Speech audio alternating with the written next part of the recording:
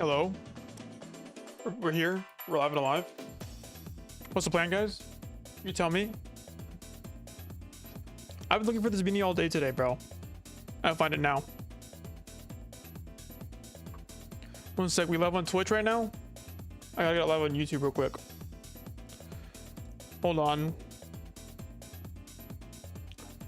How you doing today, boys and girls, guys and gals? If you're watching this on the Twitch stream, subscribe if you have not, please. If you're watching this on the YouTube stream, subscribe if you have not. We're doing a little bit of a thing today, are we? Un momento, por favor.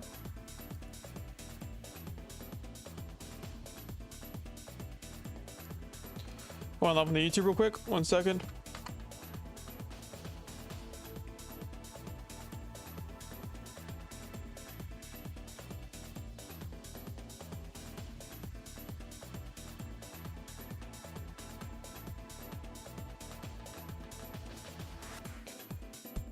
How you doing, boys? Wait, I'm not even public. Can I help you? What? Put away my Legos first. Huh? You did where? What? Where is it right now? In your bed? You tell mom? That's very good. How's it going, vote? How's it going, boys and girls, guys and gals? My name is Adrian. Welcome to the stream. We're doing a little bit of a thing today. I gotta do some. I have to test something real quick because I have added something new to the stream.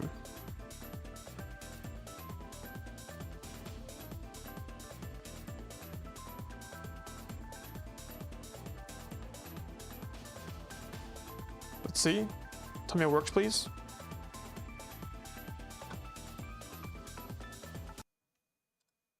Did it work? Please tell me it works. No, it doesn't work. What the frick? Does it really not work?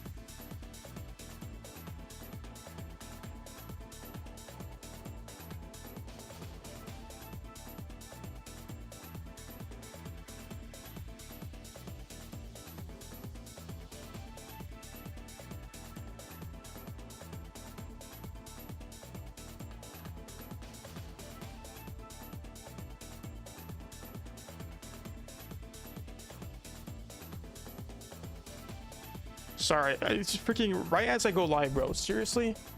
Right as I go live. Whatever. How's it going, boys and girls, guys and gals? What's up? My name is Adrian. 1 second. Hello to the big Adrian. Appreciate that by. Who's that?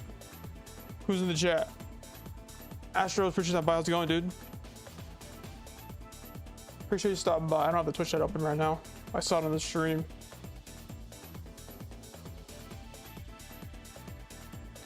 How you doing, Astros? Appreciate that by. 1 second. So, why didn't my thing work?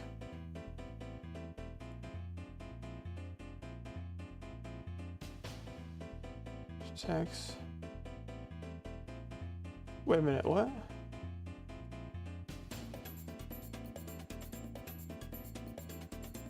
We're stuck for the next stream. I can use YouTube too. That's great. Thank you for that. Awesome. Well, nice to see you, Astros. So something is happening right now. I don't know what the frick is going on.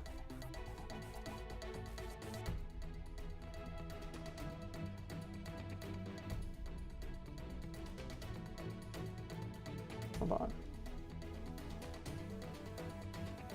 Oh no. We'll see. I know why it didn't work. Watching YouTube chat, but watching on Twitch. Okay, cool. Coolio. So currently, I'm putting a new channel point thing. Don't use it yet. I'm trying to make it work right now. I don't know. Let me find it real quick. It's save. Did it work? Press it. Uses it. Okay. Okay. You can use it now, I think. If you want to. I want to see if it works. Can you do it and tell me if it works?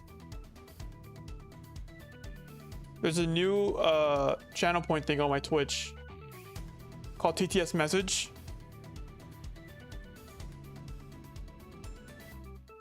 And you can put like any message, and then you can put like Obama.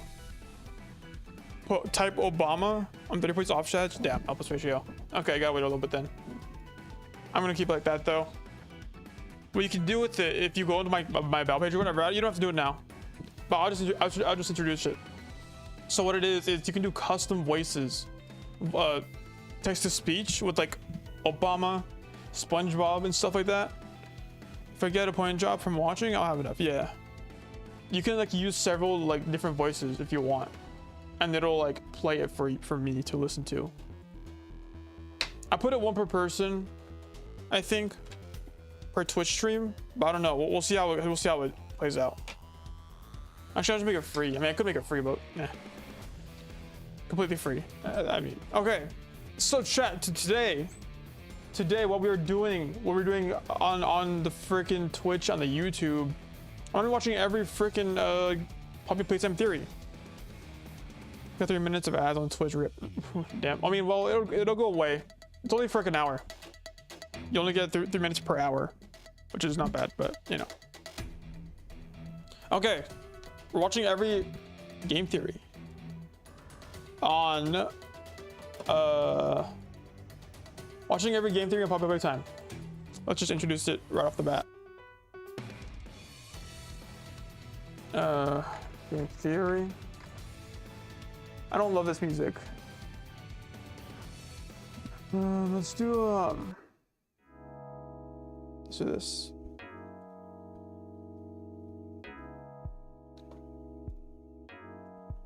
Playlist. What do you need to know before Epic music? Yeah. Okay.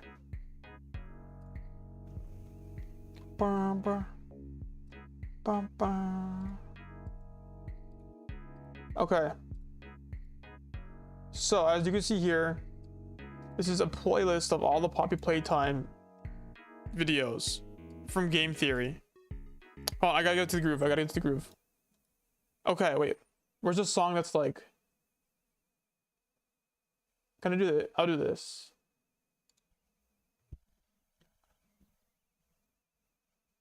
Oh. How's it going, chat? My name is Ajryen, and welcome to the video, the stream, the YouTube video, I guess. Today, I will be watching every Poppy Playtime game theory.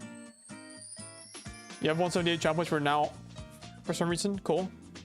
When ads are done. Cool. Let me know if you redeem it, and then hopefully it'll play. Poppy Playtime 4 has just released its Poppy Playtime has just released its 4th chapter, and you know, because of all the craze, I wanted to refresh myself on all the game theories, the lore, and this is what I'm gonna do. I'm gonna watch every game theory on Poppy Playtime, to refresh myself on the lore in one sitting. What else do I say? What else do I say? What else do I say? Oh, you look at my Twitch. Wrong thing. Yeah, that's what I'm gonna be doing today. What else do I need to say? Subscribe if you have not, please, and check me out on Twitch. Yeah, what? I don't have like an intro in mind, okay? But I'm gonna be sitting here doing this in one sitting. I've done the numbers. I've run the numbers, and all of these videos are about, in total, about like 4 hours of like watch time that I will be doing today. Is that it? Is that all I need to say? I don't know. This will be a YouTube video in like 3 weeks, so whatever. Not even 3 weeks, like a month. Like a month from now, this will be a YouTube video. I mean, maybe. We'll see. Well, anyway, let's just get right into it, okay? With number 1. Wait, no. Number 14. This is the first one. 3 years ago, actually. Let's go for it. Doki Doki Literature Club solved. Bendy and the Ink Machine solved. Five Nights at Freddy's solved. Maybe. Then kind of retconned and solved again. I don't know. It's kind of solved. Yeah, remains to be seen. Anyway, Try to redeem TTS. Okay. Let me know if it works. If it doesn't work, then I'll fix it. You can try again. This thing is ripe for the theorizing. We've seen children's toys and games trying to kill us in the past, but it's never been anything like this. I need to do a. Hello, Internet. Welcome to Game. You need to do like Obama colon whatever text you want. There's like a guide to it in the descriptions of my stream and on the about page of my Twitch channel. That's just a theory. And that's not all he can say. He's actually full of all the favorite catchphrases from the channel. I'm coming to get you, Matt Pat. Oh, okay. Very funny. Who changed the voice box? No one did, Matt Pat. Okay. I'm going to kill you, Matt Pat, and that's no theory. And we're done with that one. Why do I always end up with all the creepy possessed stuff? Guess it's just kind of the brand now, but hey, if you like all things creepy, why not hit that subscribe button? If you don't, well, let's just say that I can't guarantee your safety from whatever scary What's it doing? Oh yeah, live split. Around your house. To be fair, I can't really do that even if you do push the subscribe button, but still, pushing that button won't hurt. So, Poppy Playtime, the latest horror craze filling the void of emptiness as we asymptotically approach the release of Security Breach. If there's a formula for indie horror, this thing checks all the boxes. Simple creative gameplay? Check. Horrific childhood playthings? Check. Mysterious hidden lore sprinkled throughout? Double check. So today we're gonna look at where's the guide for TTS, brother? It's in the my about page. Go to where it says donations. It tells you what the guide is. It says click here. AITTS guide is in like a little link. Twists that make it all the more surprising and the more terrifying. And I gotta say, for the first time in what seems like forever, there's no malicious AI trying to steal your identity to escape their video game prison by hopping into your body. No matter what else this story entails, big props. Currently setting up a live split. Hold on. I have to set up live split. Frick. Cancel. Oh no, how you doing? Game over, appreciate by. This gives me memories from the whole FNAF 3 you did before. I know. You were there for that? That's crazy. So let me I need to put the timer on. Frick, how do I set the time? Edit split. Start timer at, we're at 2 minutes already, so we'll do like 2 minutes. 2:07. Okay. And then I think it's 1. Cool. When we boot up Chapter 1, we're told that we're taking on the role of an ex-employee of the Playtime and company, then finally returning to the factory years after everyone mysteriously disappeared inside. If that's not a theorist invite, I don't know what is. What happened? Why are we the ones who remain? One click into this game, and already there are so many questions circulating around. All right. So, to start our adventure, we receive a note. Here it is. Here it is. Finally freaking is. Never actually left the building. Alongside of you did it? tape that introduces us to the titular character, Poppy Playtime, a doll with hair that's smells like poppies. Is it working? Realistic eyes and the ability to have actual conversations. She is the first truly intelligent doll in the world. Gives me memories from the whole FNAF 3. Yeah, I know. I know. I'm working Sag. Okay, I'll do it again. I'll make it free so you can just spam it. Talking to you, you start running in the other direction. But I don't know, it's a game. What else am I gonna do? I'm curious, so off to the factory we go. Right off the bat, we find a giant version of the popular Playtime company mascot, Huggy Wuggy. Huh, those cold dead eyes aren't ominous at all. Sure, nothing bad's gonna come from this guy. Now, watching playthroughs of Poppy Playtime, there is one thing that immediately stands out. Save. Everyone high-fives Huggy. High five. High five, buddy! Hey! High five, man. Let's go. I'll put 10. Boom! Apparently, there's just some sort of primal reflex in our Not working Sag. At least I did. At least I was the first one to use this TTS message. True. Okay, I made it 10. I made it 10. Try it out. Muppet reject that we met earlier, except now he's trying to kill us. Oh no! Who could have seen that one coming? I mean, to be fair, it is a legitimately terrifying encounter. Once we manage to escape the nightmare by throwing him down into the factory abyss, we see a large flower on the wall, along with all sorts of warnings about why we shouldn't go through that door. But nah, those people clearly didn't know what they were talking about. We plow our way inside and find Poppy herself resting inside a glass case. Without any forethought or concern for our own well-being, Okay. we rip open the case because, of course, we do. Let me know if it works again. Does not exist in these universes. We almost died in the arms Chat, of please the respond. giant Sesame Street reject. Hold on. Let's see. No. Okay. Is it not even playing? Mr. TTS. Dang it. I'll have to get it to work. Okay, you know what? I'm gonna forget about it. Forget about it. I will get it to work. Ezra, can I access class? Bro. Oh, you know why? I'm brain dead.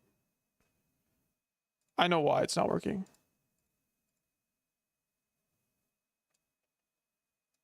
Because it's not even in the source right here. If you go over here, I might play over here. Or in alerts 2. Okay. Go.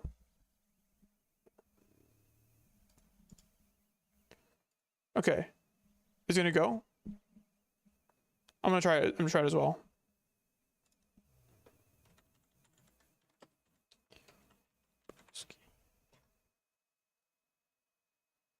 Please work. Please work. Please work. Please work. Please work.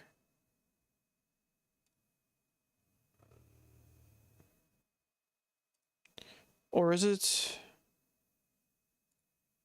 this one?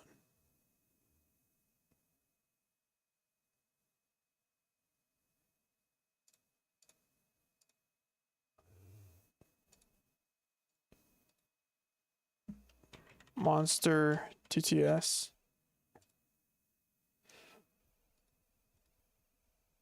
Dude, what the frick? Okay, I don't know why it's not working. I need to troubleshoot it.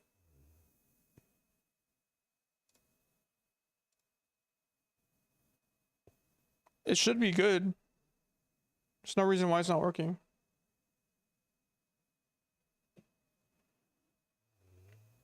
I'll figure it out next time. I don't know. Sorry, man. Sorry, broski. That's really unfortunate, but damn it. I don't know what to do. Hello, Chad, this is your former president speaking. Hello, Chad. This is your former president speaking. It works! Holy crap. Finally, man. Okay. If you've seen the AI TTS guide, then you probably know how to do it. But, you know, let's freaking go. All right. Let's continue onwards. So, I haven't seen these game theories in like a while. For like a while now. So, I want to refresh myself on like what's like the lore, what's like the whole senses of the series right now. Instead, I go through all of them. I've done this once before with the FNAF series. I watched every FNAF game theory. It's like a 50-hour total stream. I didn't do it in one sitting. I was like multiple sittings, multiple days. But I would if I could. I would do more if I could. But now I'm gonna make it more expensive now because I cannot have that going off constantly. I'm not gonna make that so cheap now. I need it to be like.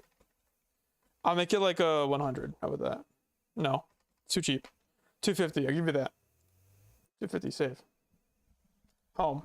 There you go. I made it 250. Sorry. There we go. Awesome. Good. Gucci, Gucci, Gucci. Can you make it louder anyway? Make it louder. Yeah, I can do that. So what is it again? It's alerts 2. Properties. Control audio availability, yes. Alerts 2. Okay, you can try again if you can.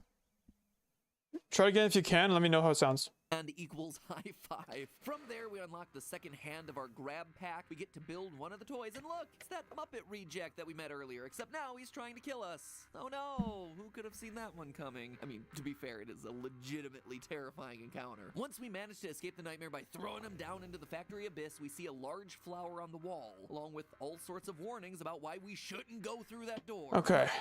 And those people clearly didn't know what they were talking about. I really want to like recreate this style, like in my videos, like the little bot, like the way he edits the videos. I think it'd be pretty cool. Open the case because of course we do. Okay, so he is explaining the plot of the first game. Died in the arms of this giant Sesame Street reject. Let's just make our presence known to the creepy living doll now. The lights flash, Poppy's eyes open, and we get the final line of the chapter. You opened my case. And that's it. Big old cliffhanger for the next installment. But is it just this too? I'll put it like a bit higher. Going on here? There you go.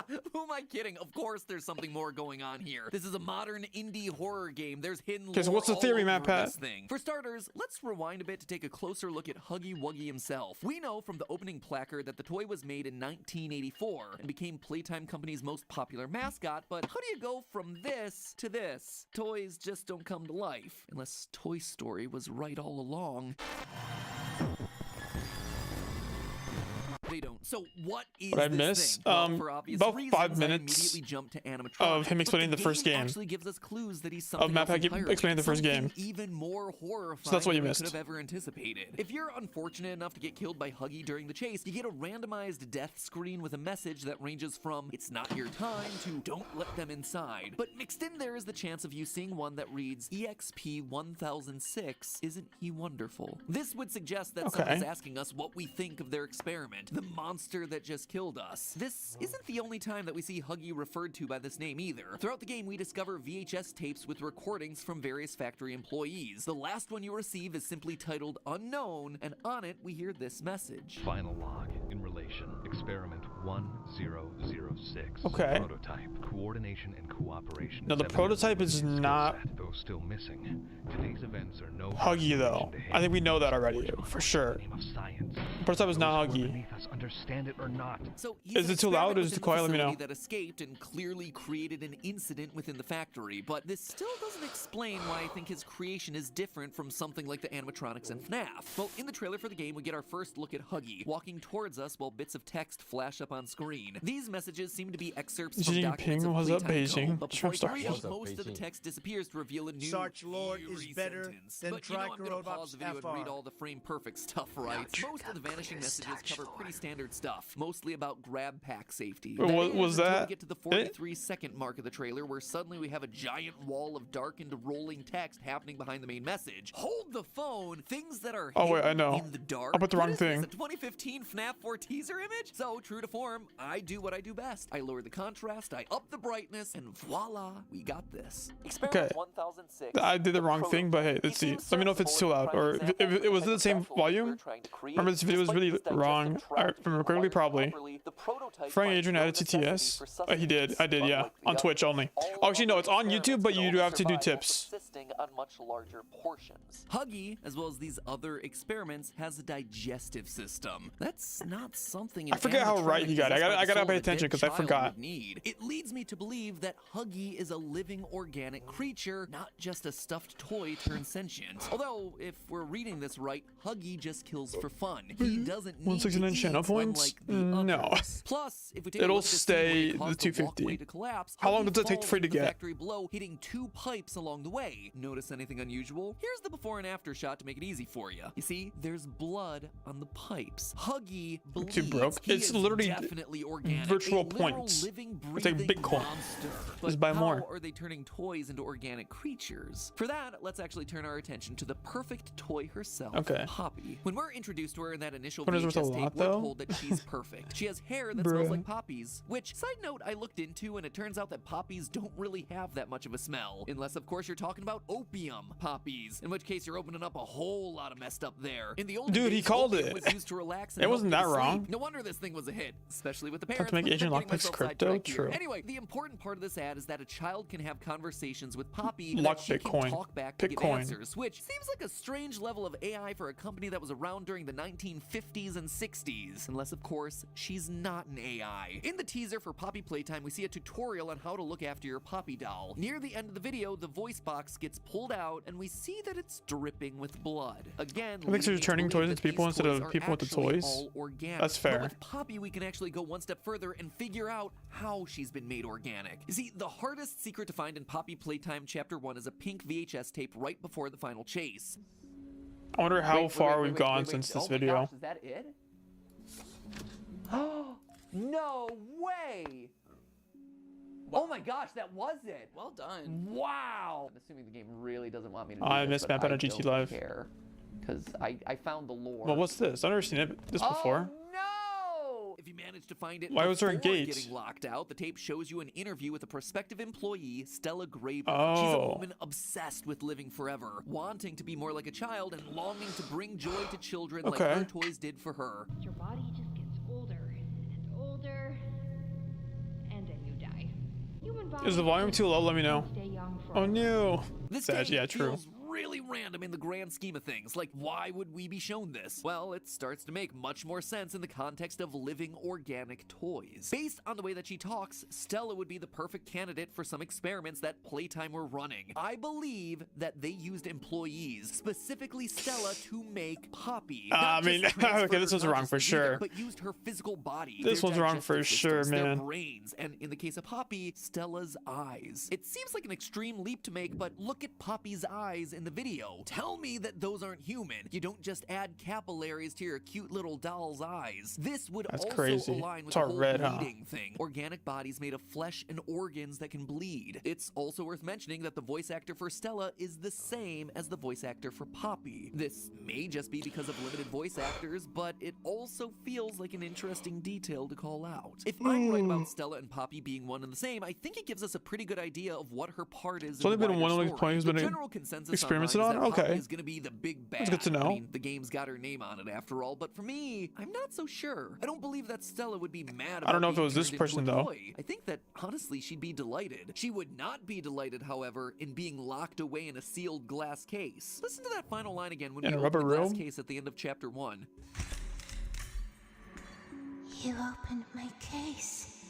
It sounds like a confused, but thankful response. By being locked away, she hasn't been able to go out into the world and bring joy to children. It's not much of an existence living inside Yikes. a tiny box. Believe me, I know, doing this many videos every week, I've become very used to the confined space of my recording closet. Us Okay, coming along Matt and Pat. freeing her, I think that's gonna be the No need to rescue flex that your she's $1 million been house, longing bro. for. Some of the death messages also lead me to believe that Poppy isn't trying to kill us. Look again at these screens. I need you alive. It's too early to die. Death isn't permanent. Who Is that the Despicable Me talking 2 to us in these closet? Wait, hold on, screens? what? Well, I think it's Poppy. Coming along and freeing her? I think that's gonna be the rescue that she's been longing for. Some of the death messages aren't much of an existence living inside a tiny box. Believe me, I know, doing this many videos every week, I've become What do you mean Despicable Me 2 closet? Despicable Me 2?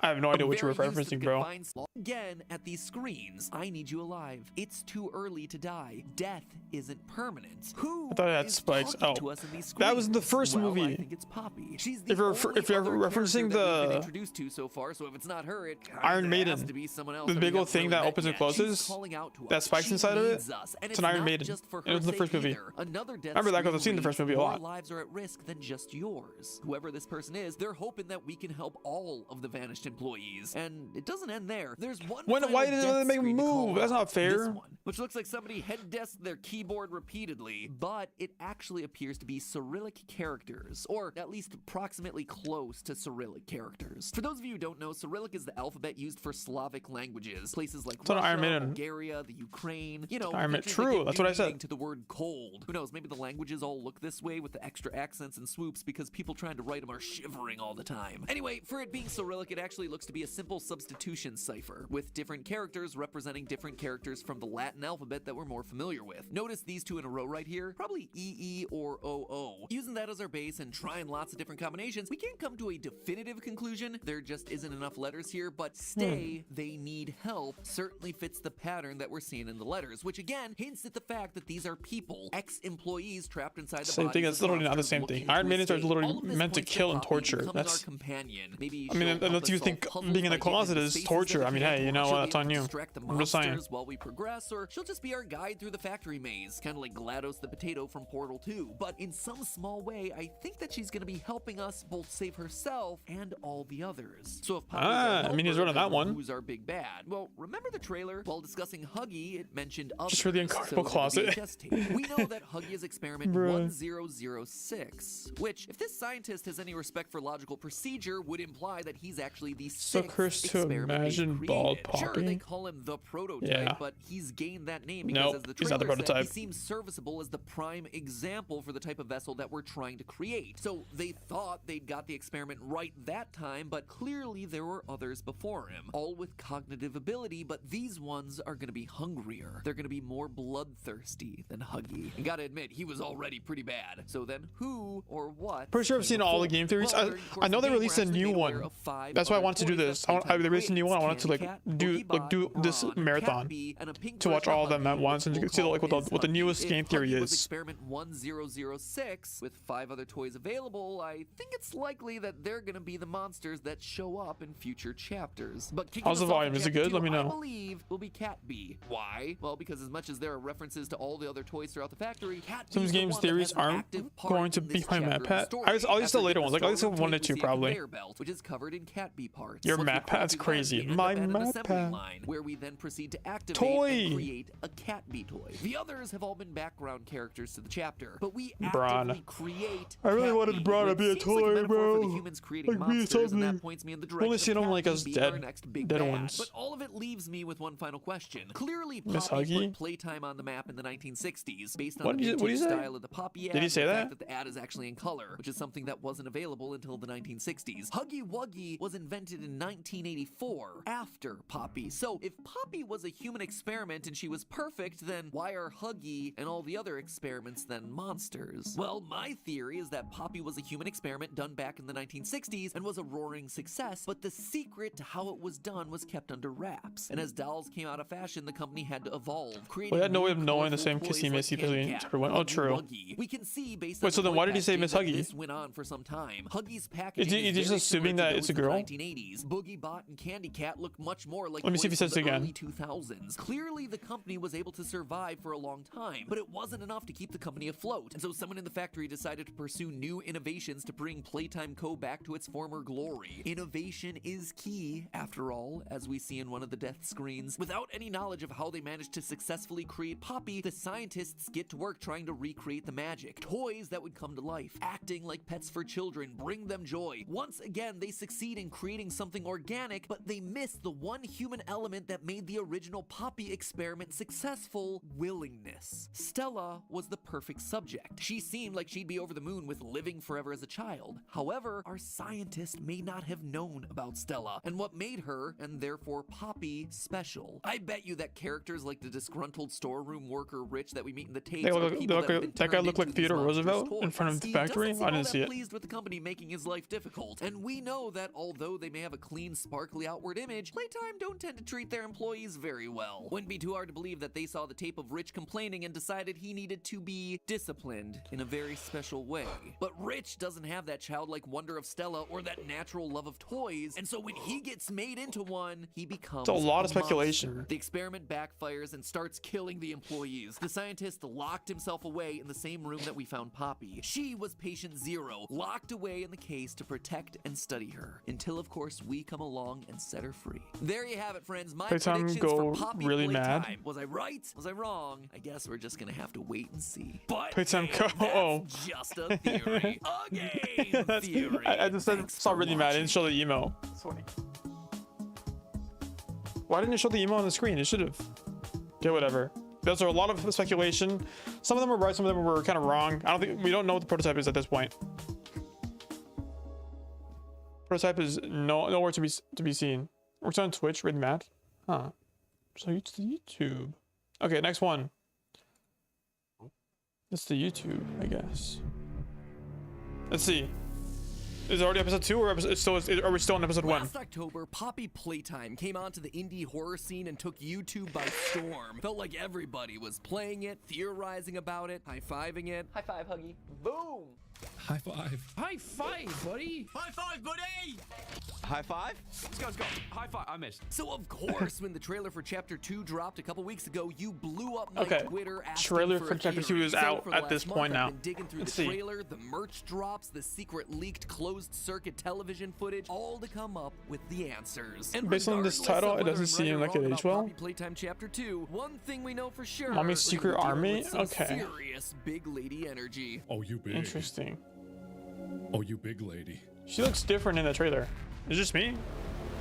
Hello, Internet. Welcome to To Game Theory. the show that may not be able to give you. I a think the grab thing pack that will would still bring let Game you Theory high-five back that from, like, because you know how it subscribe dips button. down And after welcome back, MapPad friends, to leaves, like the Poppy views kind of Playtime, went the down. one game to finally understand If they, how the new terrifying people old just did like toys the really are. Didn't try to really need a emulate his creepy indie voice. horror game to tell me that So they all those went like, American "Welcome to girl dolls Game secretly come Theory." to Like, life at if they night. brought Kirsten's that like kind of unblinking enthusiasm eyes just to pierce the into my channel, soul. I think that it would bring back. I think it'll bring back the viewership at least. Like, bring the energy back up.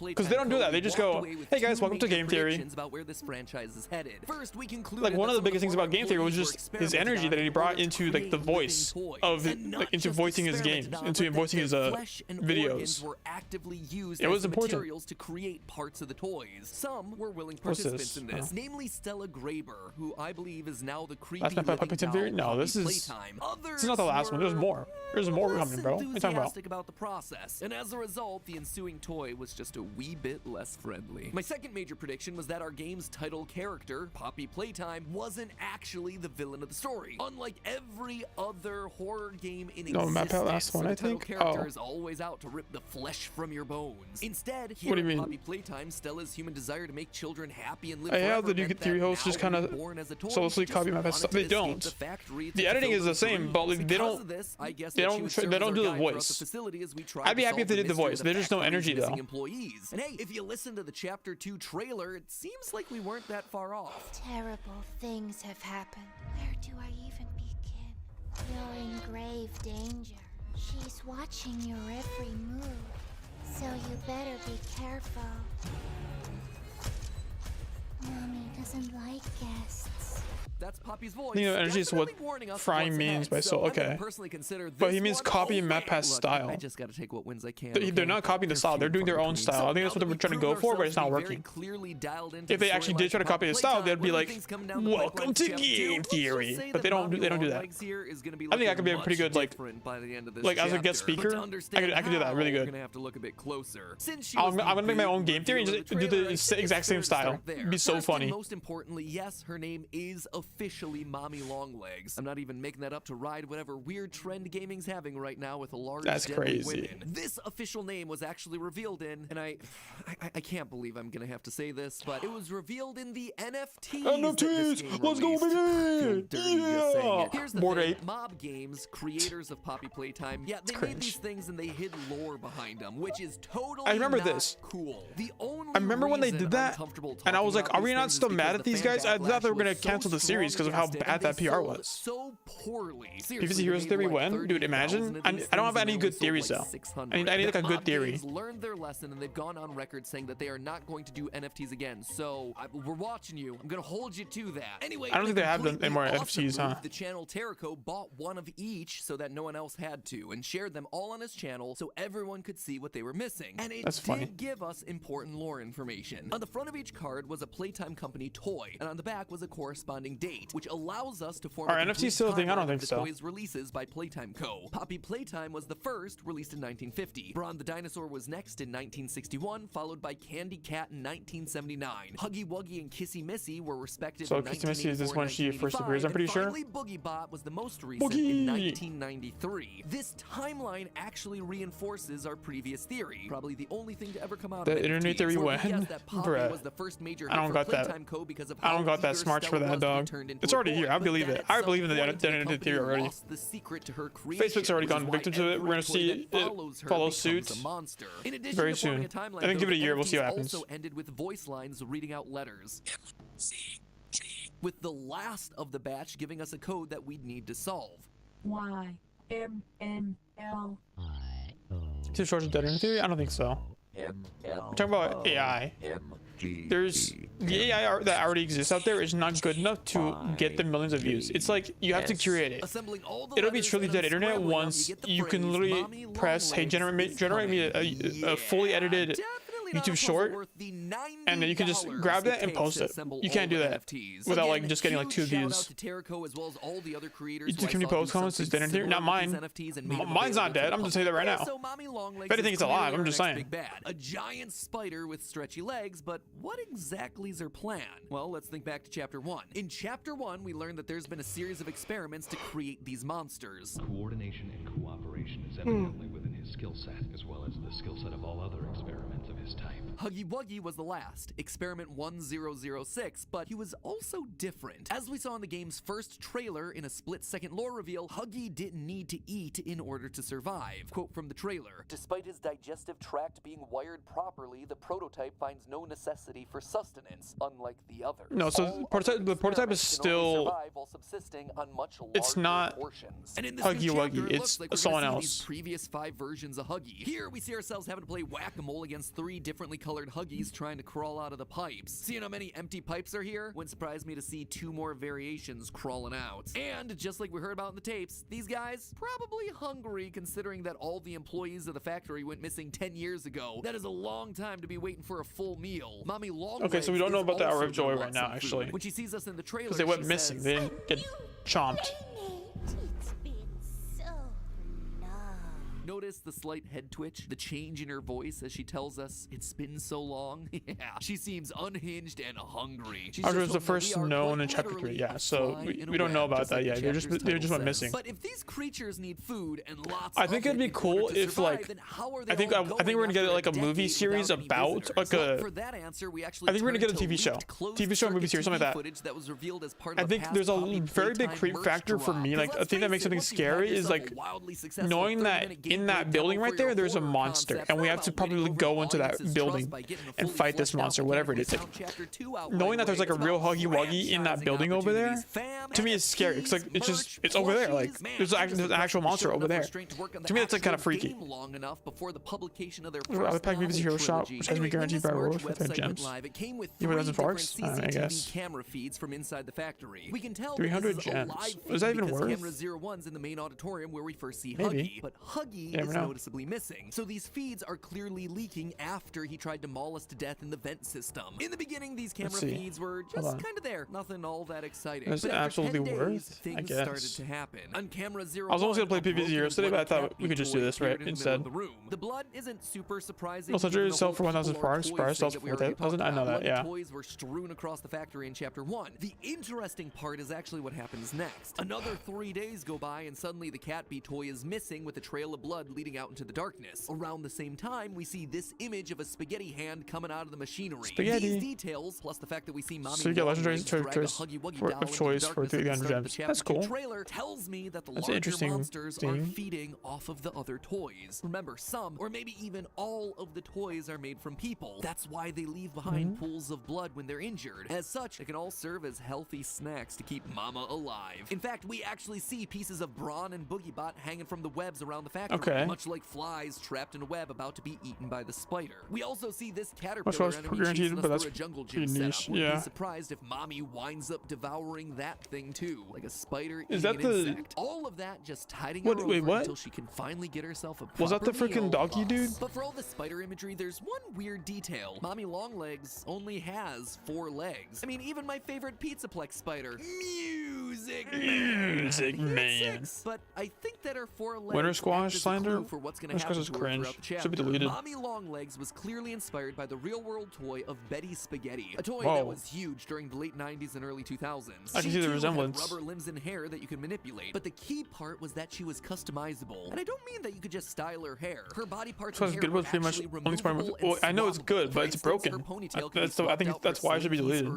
That's why it should be deleted. To your heart's content. If Mommy or just change, nerfed like crazy. Eating their organic insides, maybe she's also also collecting the fabric and plastic bodies to create more limbs that'll make her stronger. Add to her arm count. I don't know about. In fact, in the Yeah, trailer, no, there's a he was small wrong about detail that I that bet for most sure. people overlooked. There are these small Where's the extra run little efficiently? dots on Rolling Mommy Stone. Longlegs' arms and neck as she crawls towards us. It's not a rendering or modeling issue. That is just like the dots that we see on the Betty Spaghetti dolls. Dots that help with the toy's customization. In short, if you think that Mommy is threatening now, just wait until she puts on the rest of her arms and starts filling out those holes with equipable accessories, like a BoogieBot head that's ready to cave your skull in. Other things to point out here from the trailer. That was wrong, the obviously. caterpillar, like I mentioned, there also seems to be a flower Okay, the caterpillar hanging did- up in the ceiling. The Huggy we see Mommy grab Wait, at the beginning what? of the trailer Oh. isn't the Huggy that chased us from chapter 1. You'll notice there's no blood on the floor and it's small size relative to the size of the floor tile. Okay. So this thing is like So I know he's wrong on random that. Huggy doll that's used for effect. But before we wrap That was- things up was here, it- there's was still the one more flower topic that I wanted thing to focus on always today. there? It's the character that we actually Well, started obviously this not, whole but, theory like, off with. that's- Poppy. did they Well, put that in the internet's trailer? been distracted with Mommy Longlegs. Poppy Not the is still bunny? here, and she's talking to us throughout the entire trailer. And what she's saying, or more importantly, what she's not saying, may actually be pointing us to the main plot of not only this chapter, but the entire game. As I pointed out earlier, Poppy seems to be guiding us throughout the game, but just because she's helping us doesn't mean she's actually the good guy. Take a listen Yeah. to these two lines from the trailer. You are perfect. Too perfect to lose. Yeah, that's like the We're too ending. perfect to lose. It's like the lines up ending with what we credits theorized about voice last time, lines. that she's the one talking to us throughout the death screens. It's not your time to die. Don't die just yet. It's too early to die. All these screens show us that Poppy wants us alive, but her reason for that seems unclear. Sure, throughout chapter 1, we got notes and death screens that seem to be focused on us saving the missing employees. There's more lives at risk than just yours and all that. But in this new trailer, Is Suffer Agro there's worth something running? uneasy about Poppy's tone. Rodberry? Something Probably at this point. obsessive. It's like she's Rodberry's planning something that incredibly we aren't powerful aware now. of. We theorized last time that all Poppy wanted was to be free out in the real world to bring joy to children. But Okay. what if we were only half right? Just because she wants to bring joy to children doesn't technically mean that she has to leave the factory. What if Poppy is trying to bring the factory back to life? At the No, very beginning Poppy of the was game, we trying get a to note destroy the telling us to factory. come to the factory and find a poppy flower. So But he was after wrong on that. finding the flower, all the literal Rodberry's writing on low-key the wall just tells us to bomb not him, go but in. doesn't die Why after would we turn get true. a letter from the employees telling us to Kinda find true the on that. flower only for them to then tell us to stay away once we actually get there? It doesn't make sense. It only makes sense if that first letter is from Poppy. Notice those spelling and grammar mistakes? That letter is from her. It was sent to us to lure But how'd us you get in. out of the She case, though, to wants send us that in letter? this factory. She needs us in this factory. Listen again to her lines from the trailer. You are perfect. I don't love the Perfect to animation. lose. She describes us as perfect. In the death screens of chapter 1, she calls Huggy wonderful. He's good, but he's not perfect. Poppy No, must therefore that's be not her. aware that both Huggy Wuggy and Mommy Longlegs are the failed attempts to recreate the magic of her own birth. But someone who came back to the factory despite the horror stories? Someone who came back with a good heart that wanted to help those who were trapped? That is suddenly someone that she can work with. But As 10 far years as we know, ago, Poppy's like the only that's experiment to everyone's truly dead by work. then. The only Even if toy they that managed to not somehow turn into a disappear, they'd monster through starve, the I toy guess. conversion process. And if Like, she truly what? wants to spread joy to all the children of the world, it would make sense for her to want to restart those experiments, to turn the factory back on, to create more living toys like herself. But it all needs to start with one pure soul. It needs to start with us. That's why she doesn't want to lose us. Not just because we can free her and remove the obstacles standing in her way, but because in her eyes, we can become the new Patient Zero. We can be the Ken to her Barbie. No, she just My needs guess to is that destroy the after factory. surviving chapter after chapter of toy-related horror headed our way, in the end, Poppy is gonna turn on us. She's gonna betray us. She's gonna turn us into the next generation of toy.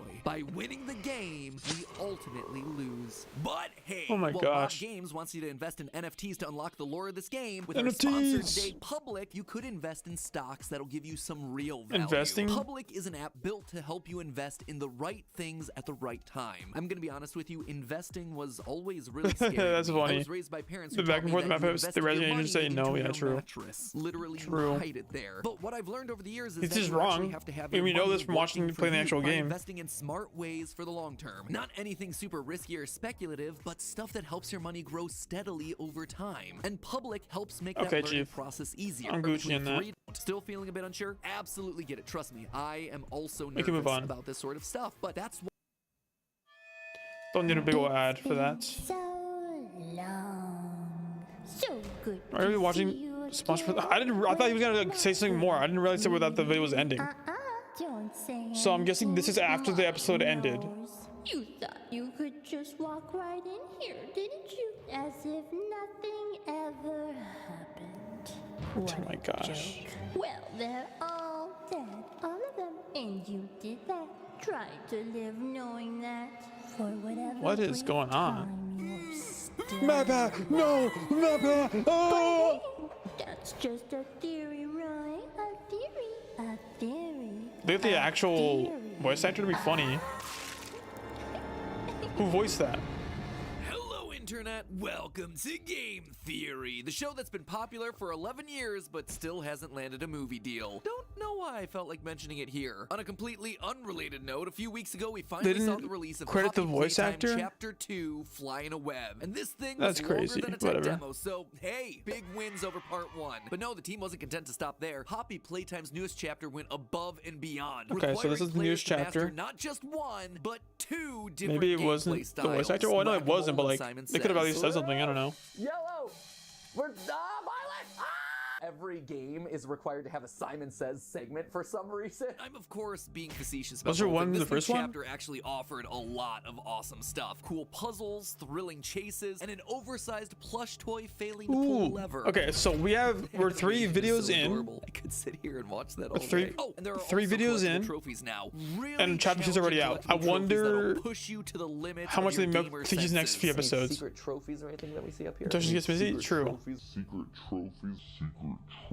But we all know why we're really here. It's Yeah. not for the gameplay innovation or the collectibles. It's for the hidden notes and cryptic clues. The Ladies and lore. gentlemen, we have Dude, I think I did that really well. lore to decipher. And spoiler alert, Poppy isn't who we thought she was. First, Poppy here's what you need isn't to know to who we understand thought today's she theory. was. Poppy Playtime Chapter 1 focused on The us, the player, lore. returning to an abandoned wasn't that good toy that time, but I factory can in do order it. to save some employees that went missing there 10 I years tell ago. this We're right now, told I'm via gonna make a mysterious game theory note that video we have to find where it's the like me flower. talking like Several Matt Pat. puzzles and one giant Muppet chase later, we find But the you're not flower Matt in the Pat. form I of a will giant prove to you wall that I mural will of be a Matt poppy. Pat. Inside is a replica I'm of a gonna house do and a doll it. No, I named can't do Poppy that. I don't know what that Playtime was. locked away inside of a glass case. And of course, we set her free without a I need to work on my voice though. I stutter too much and I mumble my Anyway, words too much as chapter well. 2 picks up immediately So I gotta work on that. afterward. Poppy agrees to help us activate a train that'll help us get out of the factory. So much for wanting to help save those missing employees. But hey, if Or a thinks he's creepy Matt talking Pat doll Incarnate. Yeah, starts he offering died me and I ways am to him not now. be around the Welcome back, creepy Matt talking Pat. doll, I'm gonna take that offer. But of course, things are never quite that easy. Mommy Longlegs, a giant stretchy toy spider, takes Poppy hostage and forces us to play 3 minigames in her game Yikes. station in order to unlock each part of the train's code. Eventually, we break out of our games, which causes her to go complete sicko mode and chase us through a narrow escape sequence. Sicko mode is crazy. What a reference, bro. In the end, she gets caught in a grinder and her remains are dragged away by a mysterious claw. We rescue Poppy, get on the train, but surprise, surprise, she betrays us, crashing the train and forcing us even deeper into the Travis got factory. referenced by Matt Pat, Those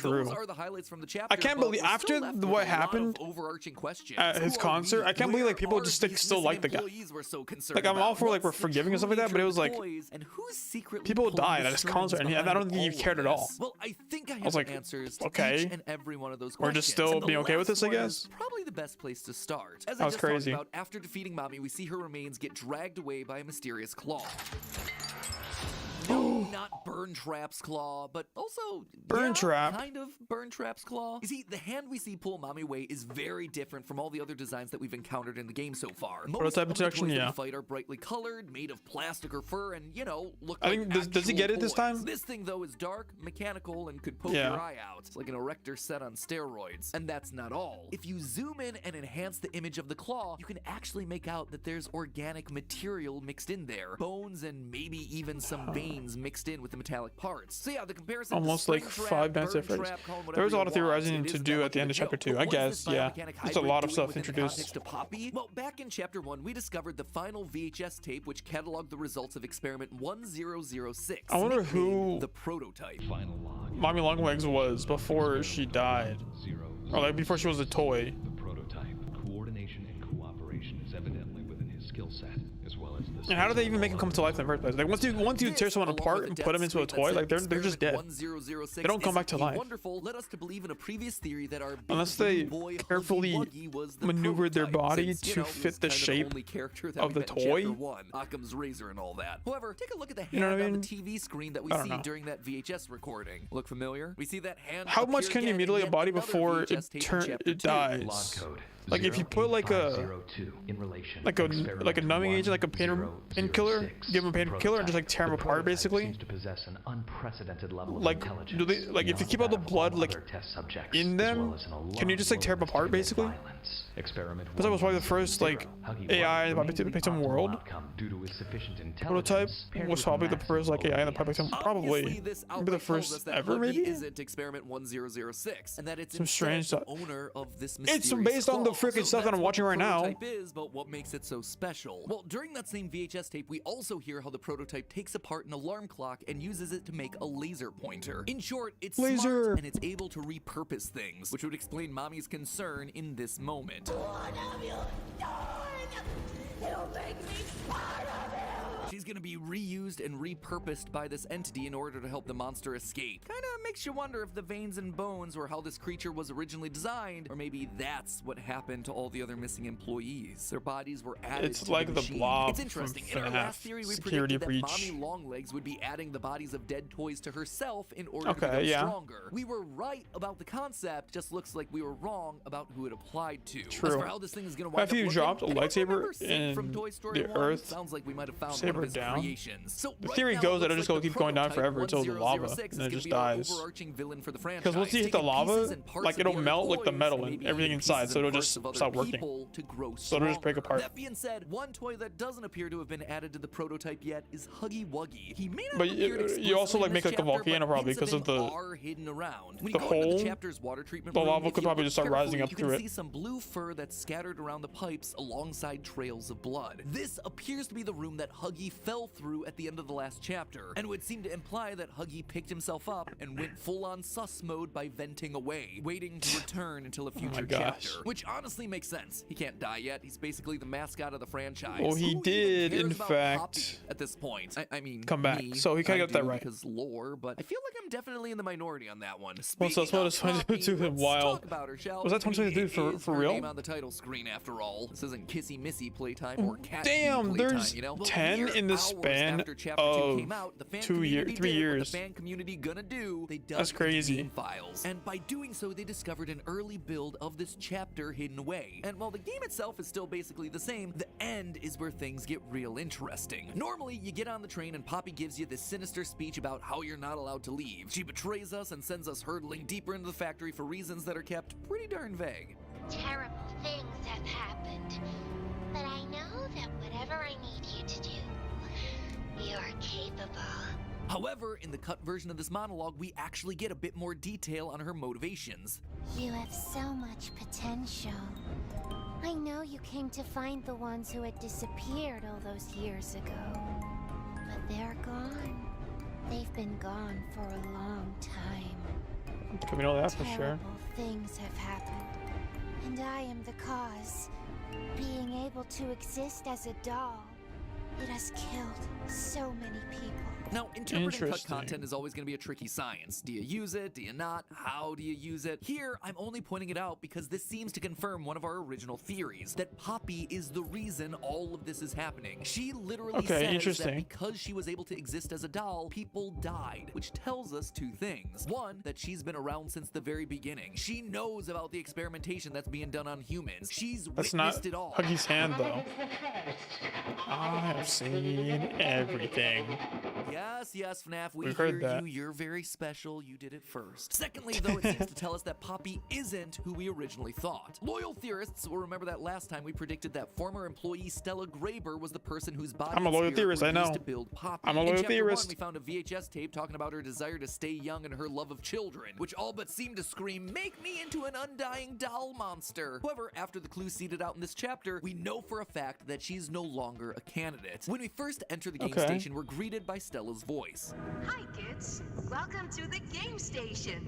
I'm Stella, and we've got 3 super duper fun Okay. games to play. Her name also appears on the bottom of a document outlining how to test children using the various game station modules. Quote, give all reports to Ms. Stella Graber to sort through. So Stella Okay. was clearly involved with whatever experimentation was going on at Playtime Co. And since these experiments were started because the living doll Poppy existed in the first place, Stella can't be Poppy. In that same document, we also see references to Mommy Longlegs. Now, if you look closely at the Mommy Longlegs commercial that plays at the top of the chapter, you can see that it's dated 1991. Poppy was meant to be the That's first like 50 living years toy ago. developed back in 1950. Therefore, if Stella was alive around the See, time 30 of years Mommy ago at this Longlegs, point. then she couldn't possibly Almost 40. be inside Poppy. So if Poppy isn't Stella, then who Damn. is she? Well, early in chapter 2, we visit Elliot Ludwig's office, Wait, 91. founder of Playtime Co. It's here that we learn No, that yeah, he experienced a almost tragic 30. family loss sometime in the 1960s. In the 1960s, an unfortunate No, family it is 30. death had pushed Ludwig down to his 50 years lowest. ago. This loss is I what was saying that to spurred him insult work old people. harder in It's building funny an that way. empire around his toys. I know it's like Now, 30 years it's ago not ish. actually clear who this family member was. 30, Don't almost suspect this 45. Kid, right? Kid dies. I think or about is 45. dying, and he finds a 35. way to make her into a living 30, almost toy. 40.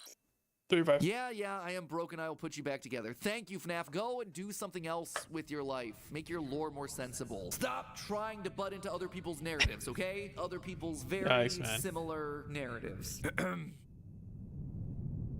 Anyway, as I was saying, you would suspect that he's doing this for his kid, right? And that's who Poppy is. It's his daughter. But there's a wrinkle to that, and it's not coming from the game, but rather the game's website. You see, we know via a newspaper article hidden on the About section of Playtime Company's merch website that Elliot's wife divorced him in 1930. This means that if a child Ludwig mentioned came from my that Mad Pat? relationship, that Ludwig biological mentioned my son or Mad daughter Pat? would have been True. in their 20s or 30s when Poppy was created. It seems a bit old, to be honest. The loss could have been a grandchild. That's definitely a possibility.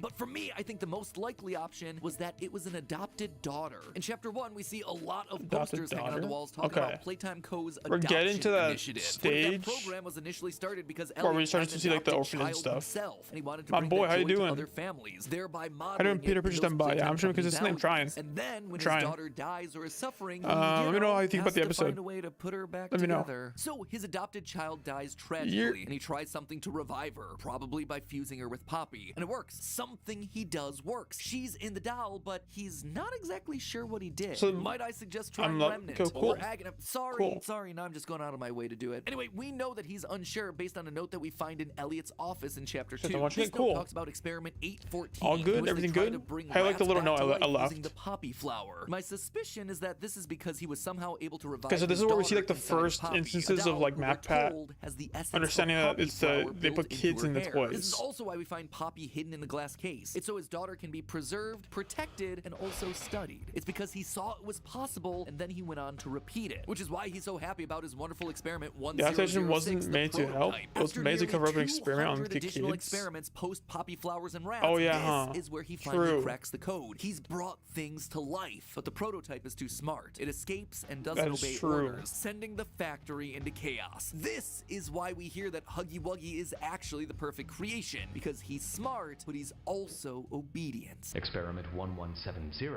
Huggy Wuggy, remains the optimal outcome due to his sufficient intelligence paired with maximum obedience. And that, my friends, is the story of how everything started at Playtime Co. We now know that Elliot Ludwig's adopted daughter is likely the entity inside the Poppy doll, and that Okay. our overarching villain for Good. the series is the We got prototype, that. the first successful recreation of that technology, Prototype, of okay. bringing something back to life. A toy that steals and uses the pieces and parts of other things to make itself stronger. Okay, we know that But for sure. There's still lots more to discover here. Who or what Prototype is inside also the other very toys? intelligent, but Are they not employees, so or are they obedient. something Ah, else? What about true. the mysterious death screens True, that we true. see each time we die? What are they trying to tell us? If people are inside of toys, then what about the prototype? Is it someone important, or is it just a random collection of people? And probably the biggest question of all, who are we in relation to all of this? I suspect that I may have figured out our character's name and possible role in the company, but answers to that and more will have to wait for next time, just because I have a few other things that I want to double check inside the game first. So He's make making a sure part you grab two, bro. that subscribe button to guarantee that you see our second part of Chapter 2's coverage when it What a comes out here in a joke. week or two. And until Okay, so we got a lot more remember, things to it's correct all this time. a game What do you do with theory. the Thanks 10 for more watching. episodes that he made, bro? How does he draw this on for so long? So we're on episode 11 now. I bet Beautiful clicks with these cliffhangers. True. You have to, bro. It's trending. Oh, goody. Another juicy fly for my web. It's been so long since I've had a decent snack. Bit of a nuisance, but what a fine addition she'll make. This is crazy. Oh, don't be frightened by those rejects. Why is he British? They're always British. Fodder for the pile. There are far greater threats here than you realize. He predicted Catnap's death. That's true. Fine addition. He basically did predict the death. That is how Catnap died. Good thinking. You caught that.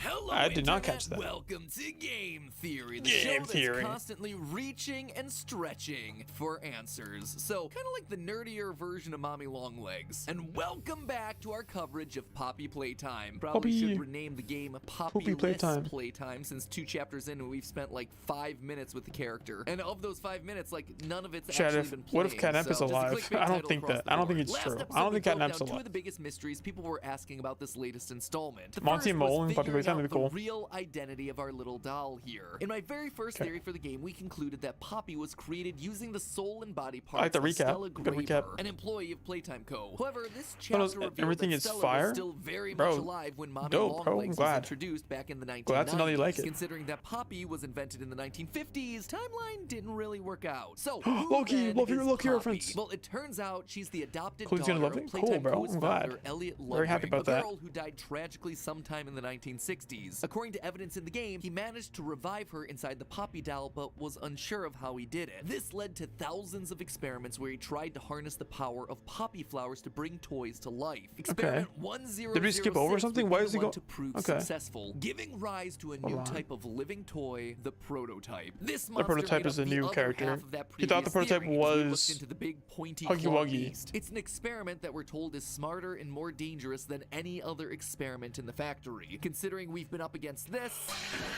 and this, and this. Would you guys think? Do you guys think you'd be able to survive that? Take him on? Think you can, if you brought a gun to that place, would you be able to take him on?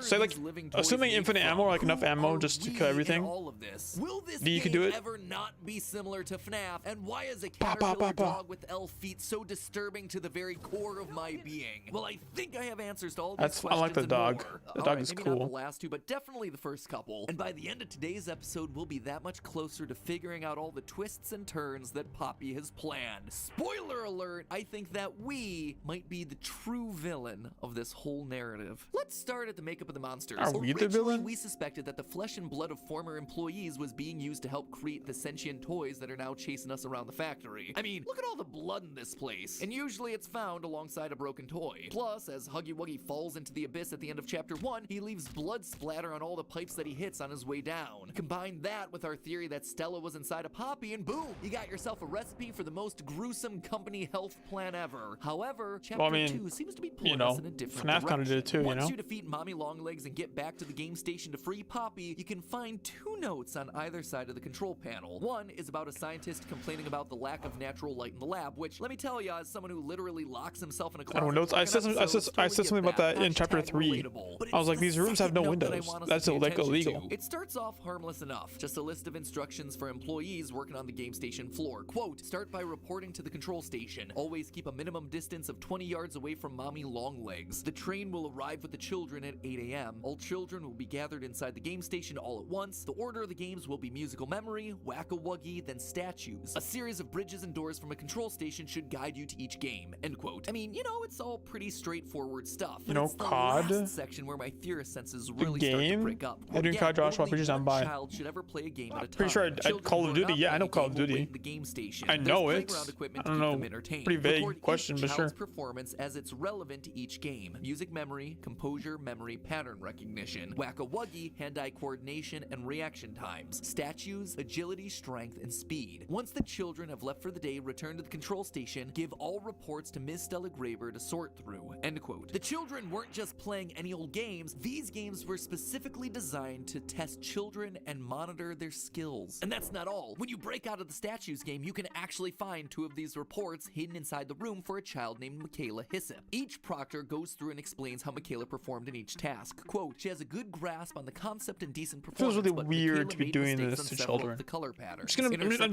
It's crazy you have to say that in 2025, but I'm just saying. Michaela is very accurate and fast. Few mistakes were made. You can actually see this improvement reflected in her scores, going from 331 to 434. However, notice what's written right at the top of the page. Underneath the child's name, the name of the proctor, is another category, assigned toy. For Michaela, this was Candy Cat. Now, why would you need to assign a specific toy to each individual child? Unless, of course, you needed that child to have some kind of deep connection with the toy for some kind of supernatural purpose, like, say, turning the child into that toy. Yeah. Certainly sounds like something that happened Looks in like an we're indie getting horror there. game. And look at this. Right at the start of the chapter, we find this note in Elliot Ledwig's office that talks about his experiments with dead rats and using the poppy flower to try and revive them. According to the document, it doesn't work. We talked about all that last episode. However, something we didn't mention last episode was that at the end of the note, Elliot leaves us with this parting thought. Quote, If I call mobile version, I got pissed on rank mode because there's a lot of campers. It's like idiots I get on my game views. Damn, that sucks. I don't play COD, so I wouldn't know. For their own betterment, it's in order to provide larger subjects for Elliot's experiments. He isn't stuffing his employees into toys to bring them to life. Yeah, so we finally figured it out. Children. Oh, come on. Just when I thought we would get through an episode without a FNAF reference. But that's not all, because Poppy Playtime saw FNAF's dead kids and said, hold my remnants. Because if stuffing kids wasn't bad enough, these aren't just any children, they're orphans. We haven't even we barely seen even Revenant like in the FNAF games at all. Mommy gives us a little monologue about why she's barely trying any to kill Revenant, us. bro. It was always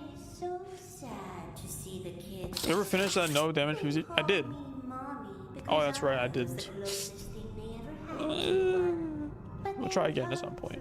I want to finish some kangaroo. I want to finish some more of the other challenges first, and then I want to like probably just go back through it again and be like, okay, you know, let's do the challenges that we never finished. Because you know that's But I literally do want to the do it name though. of your toy. We see the commercial at the very beginning of the chapter. You've also spent the entire game talking about yourself in the third person, so none of this should be a shock to you. But you know what? She's also probably right. If this Dayglow pink stretch A challenge is the ultimate challenge. Going challenge that makes you go maniacal, brother. You weren't there when we did OTK Barrel, dude. I think my brain has officially like shut off that part of my memory because I barely remember it, but I remember that one being. I think that one was either worse. Program for all orphan children. These children I don't know. That one's probably like equal. That's why, despite there equal being difficulty. hundreds of experiments, notice But I that did the it. experiment I did numbers OTK go Barrel. from the 800s all the way to the thousands. No missing children's reports are ever filed. I mean, heck, even Freddy's had to close after 5. This also applies to a select number of the game's death screens. Nobody is here by choice. Yeah, these kids didn't choose to be here, to be adopted by the company or turned into toys. And I'm sure at this point they're all well aware of the fates that are worse than death, like we see in another death screen. I still stand by our first theory on this one. I'm convinced that these death screens are Poppy talking to us. No. At the end of the chapter, she says that she has plans for us and prevents us from escaping on the train. This perfectly lines up with death screens like you can die later. This isn't about you, and I still have plans for you. However, chapter 2 introduces a new mechanic into the death screens. You see, while those that I've already mentioned all end with a flash of white, there are others that end with an ominous red screen. One of those red screens is even in a secret code like the one that we had in chapter 1. I guess this is just a thing that they do now. Last time we deciphered the code to give us the phrase, stay, they need help. Fortunately, the new one in chapter 2 uses a few of the same letters. In fact, the first word in this new code is exactly the same as one from the other code, they, followed by an apostrophe and 2 more letters, the second of which is also an E, so this is very clearly there. The next 2 words get a little trickier as they contain letters that we haven't seen before, but after a bit of analysis and trial and error, I managed to decipher the whole thing to read, they're just hungry. This, on its own, doesn't really tell us anything new, but when you start to combine it with the other red screen messages, it starts to paint a bigger picture. The prototype has saved us, isn't he wonderful? He is loose. This is an emergency lockdown. Innovation is key. May we forget This is no longer I only watched Super Horror Bro's story about Poppy Playtime. Okay, cool. Creation of these monsters using human test That's good to know. She doesn't like what's going on in the factory. No, these are the messages of someone else. Someone so Just obsessed hungry? with overcoming death that they can't see It's the past doctor. issue with their own Dude, imagine that those were from the experiments. doctor. They're just hungry? That feels like the excuse of one of those parents that believes Maybe it's that the their doctor. child can't do any wrong. Except, you know, they're talking about a giant human-consuming erector set monster. These messages must be coming from either Elliot himself, the man who after the death of his daughter put his heart and soul into creating his toy empire, or one of the employees who believed in the cause so much that they were willing to sacrifice parentless children. I wonder when they're gonna release the next Poppy Playtime game theory. Unless the last one that they released was the one for chapter 4. The factory in the first place. I know we got ourselves a note saying that I really want someone to build that in in Minecraft, bro. It'd be awesome. Convinced that any minimum wage employee is gonna risk their lives in a factory where people mysteriously went missing 10 years ago. And when the giant Huggy suddenly went missing from the main atrium in the first chapter, yeah, most people are gonna nope straight out of there. Yet here we are facing monster after monster, fighting for our lives, determined to see this thing through. Why? I've actually been thinking about this since chapter 1, but at the time I just didn't have enough to give a definitive answer. Then here we are in chapter 2, and Mommy says this. But you worked here. So if anyone deserves to die alone, it's you. How does she know that we worked here unless she recognizes us? We know thanks to tapes from people like Marcus Brickley that most employees weren't aware that the factory was creating these giant living toys. I took a peek beneath the gate, and some massive bloody thing It's was Jack. gathering about the bloody hallway. Thing? You're sure it wasn't a person? Ain't no person that's 50 feet long with 1,000 legs. Marcus, you're losing me. Maybe you just saw a bunch of people walking by. Look, it wasn't people, alright? I haven't a bloody notion what it was, but it wasn't human. Plus, in front of the emergency exit that you find after falling through Imagine the seeing something that's just simply just not human. Like not like animals either, like just like an inhuman, an unearthly kind of thing. And those with authority at Playtime. No one will believe you. So for Mommy to recognize us as an employee, we need to be someone with the authority to be involved in the experimentation. She's shown to be aware of the scientists throughout the factory thanks to a note that we find in the water treatment area. This note discusses experiment 1222, aka Mommy Longlegs. And in this note, we learn that she's being hostile to scientists working there. The note ends with, quote, have her transferred to high security maintenance immediately. Conditioning can begin. We also hear about suppression treatments from the VHS tape about 1006. But as we know in indie horror games, conditioning is never a painless process. Let's encourage baby to cheer up with a controlled shock. Would you guys control shock I'm baby? Really not trying to make this game sound more and more like FNAF. This stuff just kind of writes itself.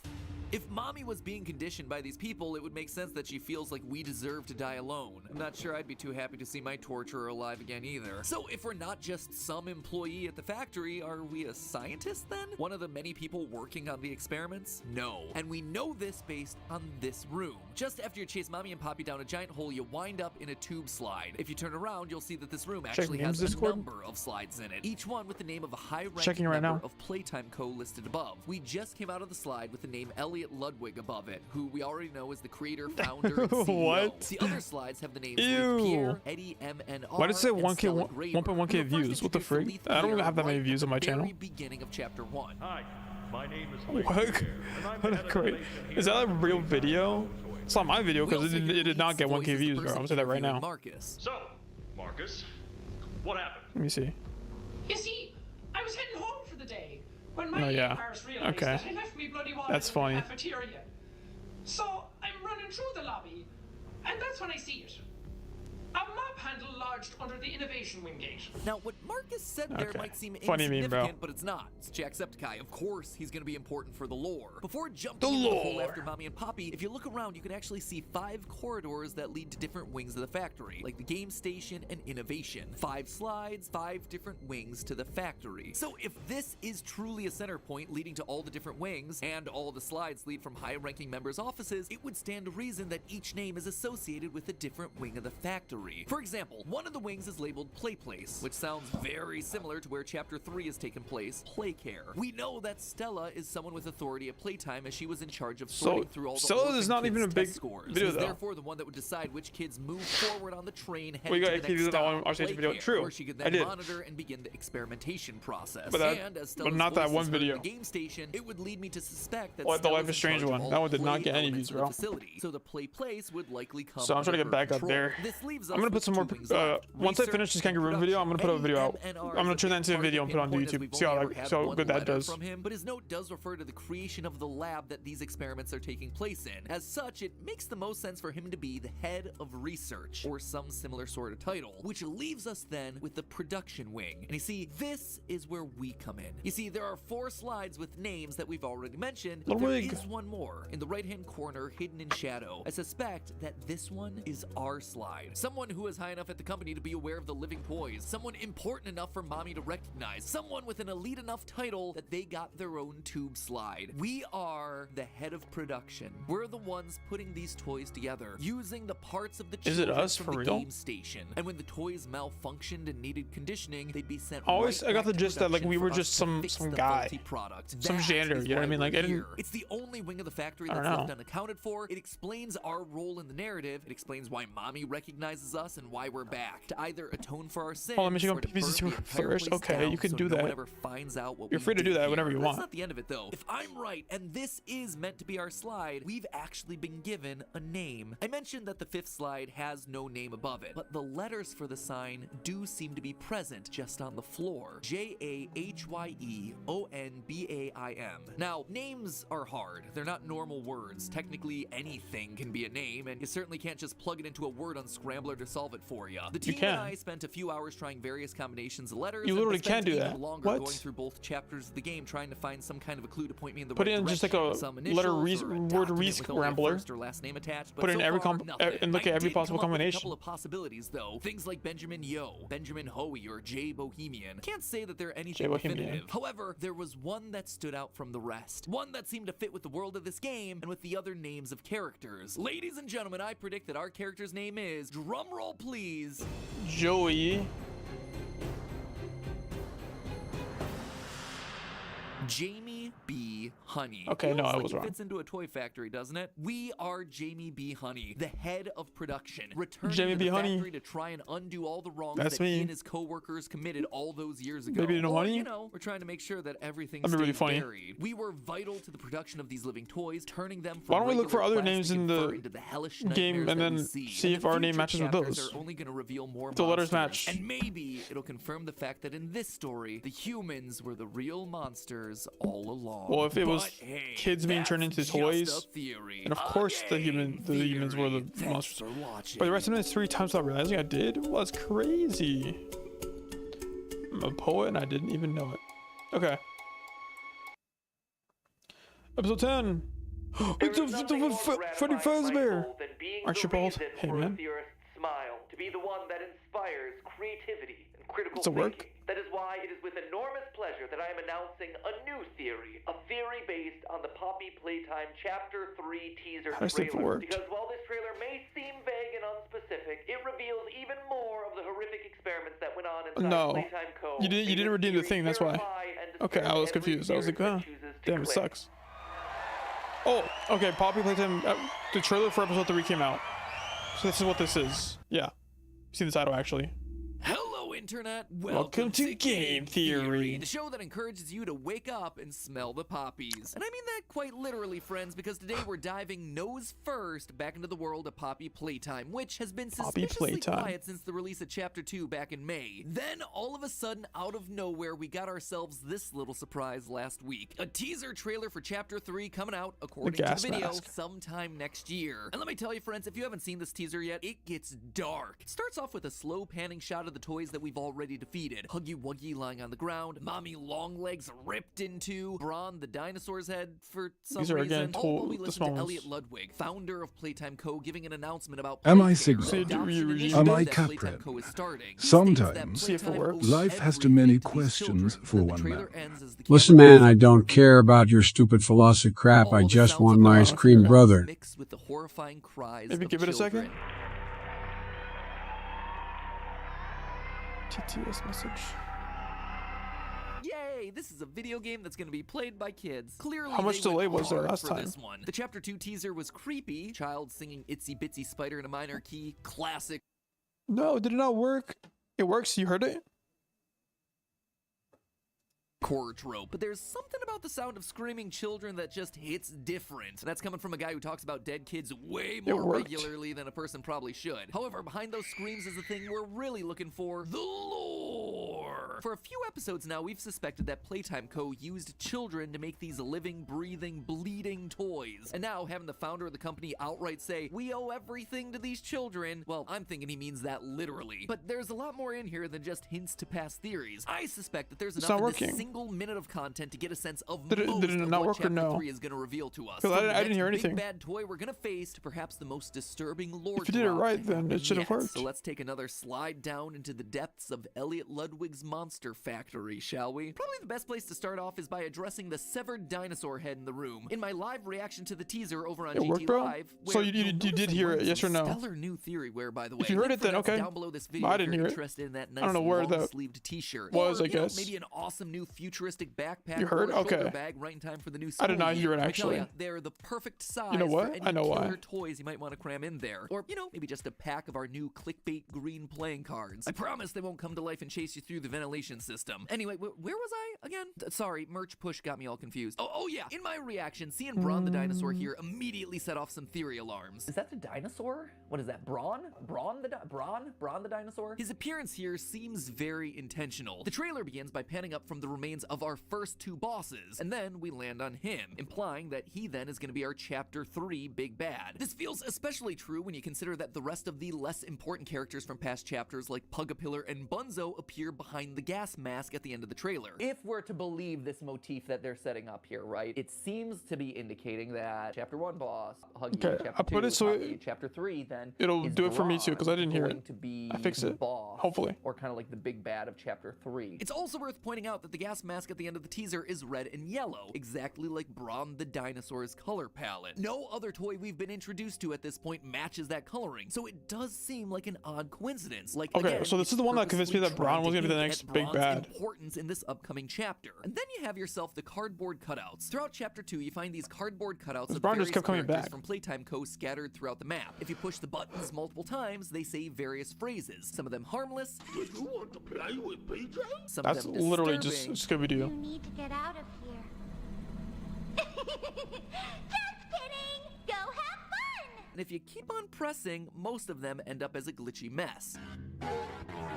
Now, I gotta be honest, when I first saw these things, I really wanted to do a theory just on these cardboard cutouts, expecting there to be some sort of hidden lore inside the glitchy audio. Like, it is the perfect place to hide lore. The perfect place to hide some lore. Mob games, wink wink, nudge nudge. I tried pitch shifting, reversing the audio, spectrograms, basically everything I could think of. You know what I got? Nothing. Maybe there'll be something that happens in Chapter 3. Who knows? Mob games? Was there? I don't know. That they were totally useless, because Brawn does actually give us some interesting information. By pressing his cutout button once, we get a setup for a joke. What do you call a dino with one eye? And then pressing it again, we get the punchline. Do you think he saw us? Slow clap there, Brawn. Slow clap. That is the type of humor that's kept me alive on YouTube for the past decade. However, keep pressing the button and you get this. What do you call the scariest dinosaur? Me.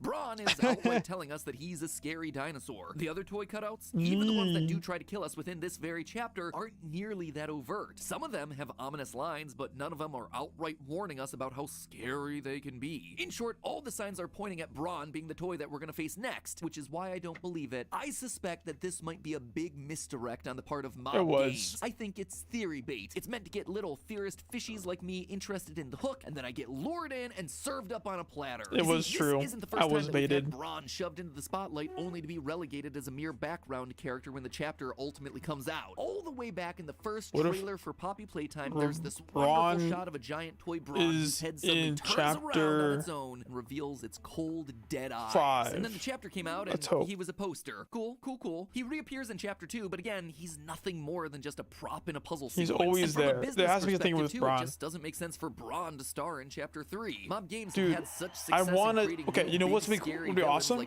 You fight like the real Brontoid, but it's an actual. It's literally just like a giant dinosaur.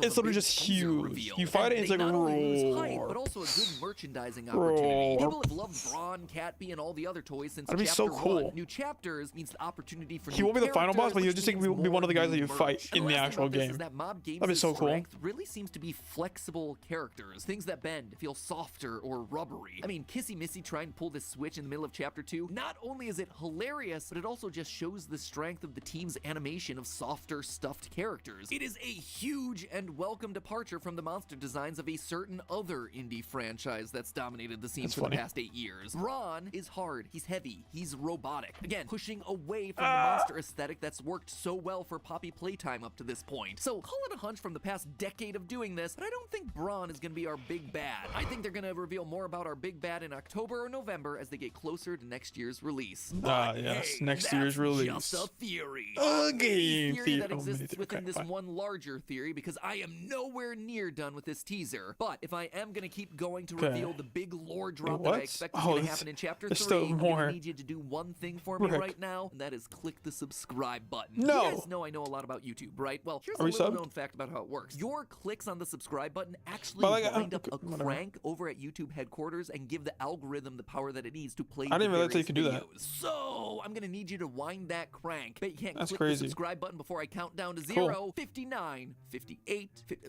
Okay, obviously it was a joke. Thank you for the sub. YouTube is all powered up. Let's get back to the video, shall we? Like, okay, be cool I don't watch many of his theories though. That's the problem. I only watch the good ones. They all seem to die by the end of the chapter anyway. The more intriguing part is the underlying lore about Playtime Co. and the experiments. I am really tempted to just make this in Minecraft. It'd be so cool. Dead rats using gel made from poppy flowers, and that now they were looking for quote-unquote larger subjects, aka children. We also saw paperwork where members of the staff were rating children's physical abilities in order to best pair them. I'm going to hear Matt Pat's voice in my head for the rest of the day, bro. I'm saying that right now. This newest chapter, Playcare. Yeah, happened last time I played it. I watched every FNAF theory. Playcare, our very own on-site orphanage.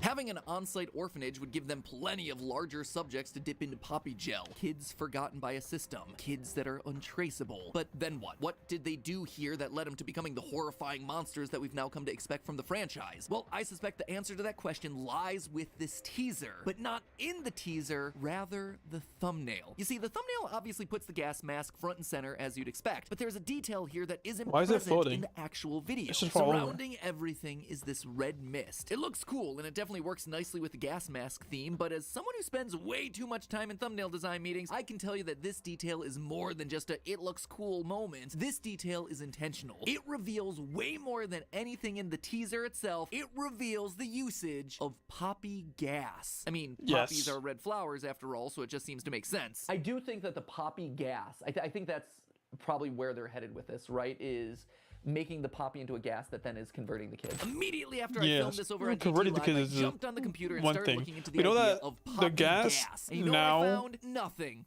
Gives them nightmares. Nada. Turns out nobody is interested in turning an odorless flower into a gas. But then I remembered this moment from the opening seconds of the game. Her hair is sturdy and won't come out when you brush it, and smells just like a poppy flower. Her hair smells like poppy flower, but poppies aren't supposed to have a smell, right? Well, they don't unless you're talking about a specific type of poppy, opium poppies. This is actually something that I casually tossed out there in our first ever theory on Poppy Playtime. Side note, I looked into, and it turns out that poppies don't really have that much of a smell, unless of course you're talking about opium poppies, in which case you're opening up a whole lot of messed up there.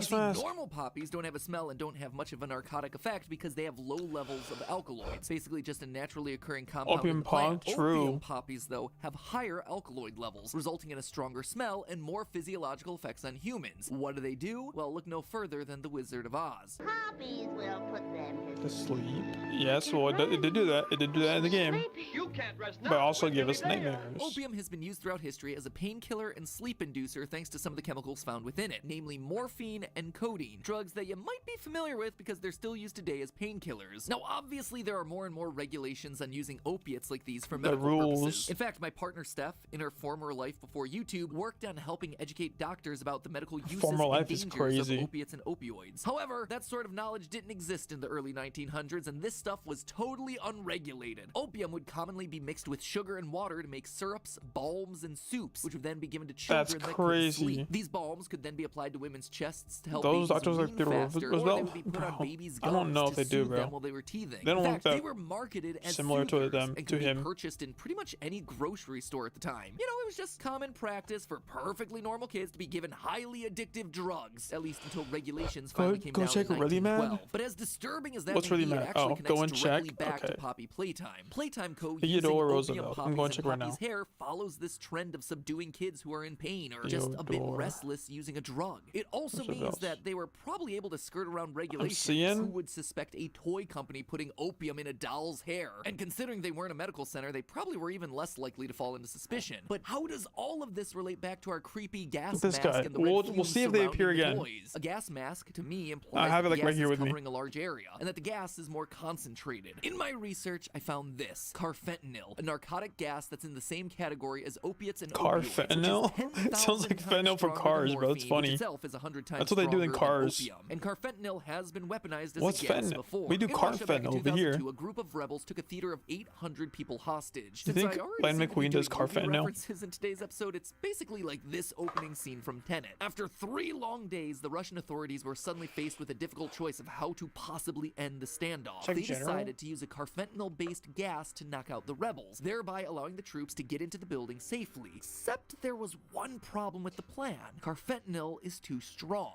Again, stuff Chicken is General? 10,000 Face times reveal? stronger than Bruh. morphine. Well, sure, the carfentanil What is the did point in the indeed knock out memes? the insurgents so the authorities could What get if you in. put in the Also freaking meme killed channel? 130 of the my enemy. hostages who were also in the building Sure. breathing the stuff What in. The the gas frick? fills your lungs, replacing the oxygen that you should be breathing in, meaning that That's no not what you oxygen is do. getting into your What bloodstream, did but you instead delete? this deadly What did you chemical, delete, eventually bro? causing your body to shut down, which then Oh my brings us all gosh. the way back around to Playtime Co. and their experiments funny. with poppy flowers and rats. The experiment that we read about in Chapter 2 shows that Elliot and his team killed a rat and submerged it into a poppy flower gel mixture before trying to revive it. The process didn't work, which they figured was because of the size of the test subject. But what if it was more than that? What if part of the problem was that it was only coated in a poppy gel mixture? I mean, I could go swimming for hours, but I can't then claim that I'm suddenly hydrated. The water's only effective once it's inside of my body. Is that how that That's works? actually what we're seeing here. Poppy gel didn't work, but what if you breathed in poppy gas? Suddenly, you'd have it in your system immediately as the lungs transfer the gas into the bloodstream. If Playtime Co. is trying to activate the elements of the poppy, it being in the body, in the blood that's keeping people alive, well, it feels like that's gonna get you more consistent results when trying to revive someone. Making it a gas would also make the experimentation process easier. Could you Think I mentioned imagine having to memes? submerge one child into a gel mixture Alright. and then having to fish him out before putting the next one in? Putting a child in a room filled with gas, however, I see is this. a way easier way to do it and far less messy. And yes, at this Funny point, video. I think I need to make the obvious disclaimer here. This is dark. 1.4 Very million views. dark. I think wish, we can bro. all very easily see the I parallels wish. to World War II gas chambers. funny, but the though. reason that I'm talking about these very disturbing things and these very tragic events is because it seems like this is where the game's headed to with the upcoming 3rd chapter. This is a toy factory after all. Mass production is their name of the game. Around the factory, we see dozens of broken and bloody cat bees, bronze, boogie bots, and candy cats. These weren't special one-offs like Mommy Longlegs or a giant Huggy. These were everyday toys that were being sold out to the masses. So, if there are lots of bloody candy cats laying around the factory, and we've seen children assigned to that specific toy, then it stands to reason that you need a lot of kids ready to be converted. The gas allows you to get a big group of children together in one room, drug them all at once, and then walk in with your colorful gas mask and remove them all ready for mass production. However, I don't think they're just Yikes. shoving kids into a room to be converted. They're using the entire Converted. play care That's facility. crazy. And I believe that to be the case because of the main focus of the teaser, the mask. This gas mask is not just the same color as brawn, it's the same color as real-life gas masks that were created during World War II. While most I remember masks this. were I remember neutral when I saw colors this like video, black, and this is what it's brown, talking gray, or about. green, those colors made the gas masks look unappealing and scary, especially to children.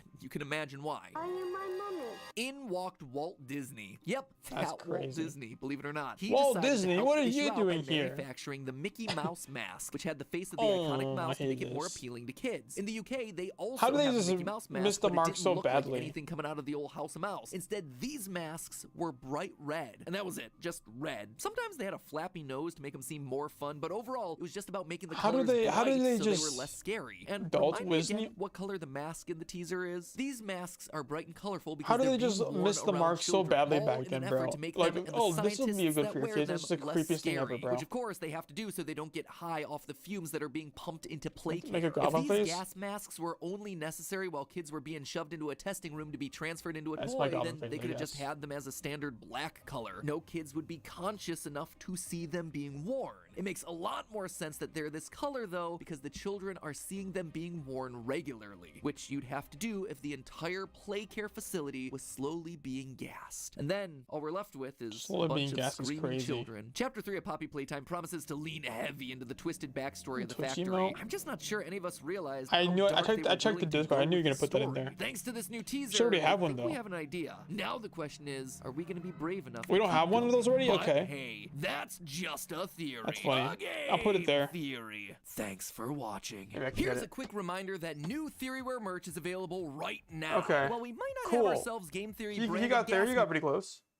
We are a failed Replace this one? breed created against our will, Probably. I should actually do only that. to labor You're on Twitch? Yeah, you're on their Twitch.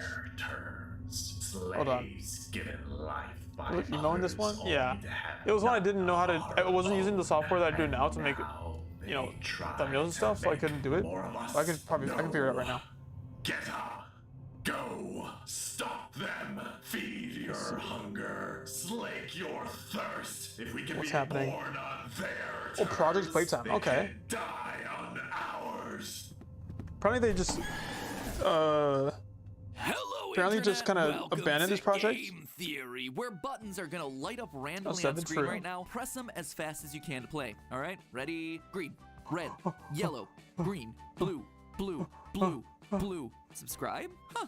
How'd that get in there? Wait, that's not a button on the screen. Oh, it's below the video. Well, to finish the game, you know Okay, what man, you gotta relax. do. You're Ladies not that and clever, bro. gentlemen, welcome back to Poppy not that guy, bro. Playtime. The You're not that- game you're not that that guy. continues to throw us some curveballs. Is Poppy helping us or not? Are these living toys made from orphans let me- or not? let me Am I getting weird feelings try to from put it mommy in there long legs, or is that just my as we normal mommy speak. issues cropping up? You know, the usual questions. But today's curveball is anything but usual, as Mob Games decided to surprise us all, not with the drop of Chapter 3, but rather with the reveal of its brand new spin-off title, Project Playtime, a multiplayer survival game where you can literally play as Mom Spaghetti. Eminem would be so Mom proud. Spaghetti. In the game, you and your friends act as resource extraction specialists, head into Playtime Co. to collect the parts that'll allow us to build giant living toys. But things aren't as simple as just playing a bunch of rounds what of is Simon this Says. base? The whole time you're What solving is the emo puzzles, called? you'll be hunted by one of the game's monsters, Huggy Found Wuggy, you? Oh, Mommy yeah. Longlegs, and the newcomer, Boxy Boo. My honest reaction, I've been it's down bad incredibly for Mom fun to This is play. The wild. skins True. are awesome, the emotes are fun, the Let me puzzles find see. the right level of difficulty. Overall, the team and I had a blast playing it over on GT Live, even if there were a few bugs that needed to be worked out, as Tom would very quickly come to discover. Is that you? Oh yeah. Hey bud, it is you. Literally stuck. It is me. Look at your little army. Oh no, you can still hit me. Oh, don't worry about him, though. Tom would make sure he had his revenge in the next round. Uh-oh. No! I have a toy part, Tom! No! I got a toy part! Come on, Tom! Come on, Tom. I had a toy part! Boo, Tom! Everyone, let's all collect. Boo! Everyone boo Tom in the comments.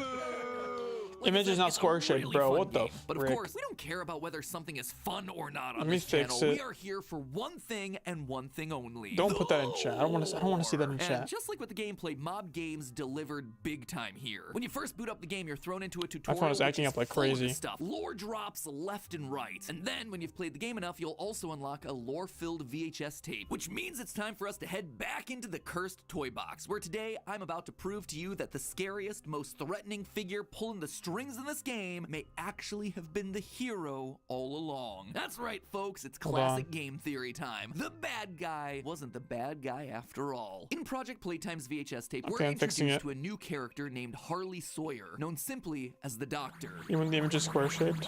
Not that kind of doctor. This guy doesn't have himself a box that's Image bigger on font the is not inside. supported. Okay, Instead, I'm he has a gonna do it plan that later. involves being bigger I'll do it on later. the I can just do it on outside. here. I don't want to do it here right now. Safety Let me protocols try. are being abandoned. Workplace incidents are common Listen, we need to deal with all of these issues at once. I'm here now with a solution. Giant toys. So did Project Playtime just die? Workforce and simultaneously decrease the number of lawsuits and people on our payroll if the people we have working aren't people. Huggy Wuggy, Mommy Longlegs, and Boxy Boo, these jumbo-sized living toys, they're all part of this initiative. In Chapter 2, we learned that Mommy Longlegs was used to help supervise the kids playing around in the game station, but I don't think any of us really took the implications of that seriously. These giant toys were actually made with the express purpose of working in the factory, lifting boxes, patrolling hallways, cleaning toilets, and knowing we already have an email like that. Helps the it's a subscriber email.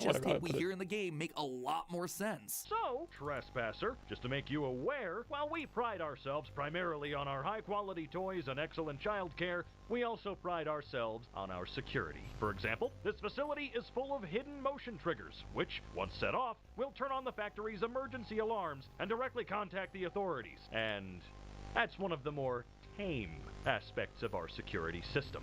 No spoilers. He's talking about Huggy. Huggy is literally the factory security. Step aside, Fritz Smith. There's a new night guard in town, and he is tall and blue and fuzzy. For the first time in the series, we have confirmation as to why these toys actually came into being. So the next question is when. As we start to piece together a timeline of events for the factory, it'd be helpful to know when this initiative started. Well, Project Playtime actually gives us a lot of information on that. Boxy Boo's description tells us that he was based on a toy from 1966. Huggy Wuggy's description is similar, telling us that the giant monster was based on a toy created back in 1984. But Mommy Longlegs' description actually works a bit differently. You see, it makes it clear that in her case, the toy didn't come first. Instead, the giant mommy that we saw throughout Chapter 2 was created in 1991 in an effort to use the company's new elastic plastic. And eventually she became, quote, so popular that Playtime Co. created a toy out of her and took it to market. That tells us that the Bigger Bodies initiative had to have started prior to her creation in or before 1991. And considering that she's experiment 1222 and that Huggy was 1170, it had to have been significantly earlier than that, probably around 1990. And that's not all the timeline information that we get here. For more, we turn our attention to the Project Playtime ARG.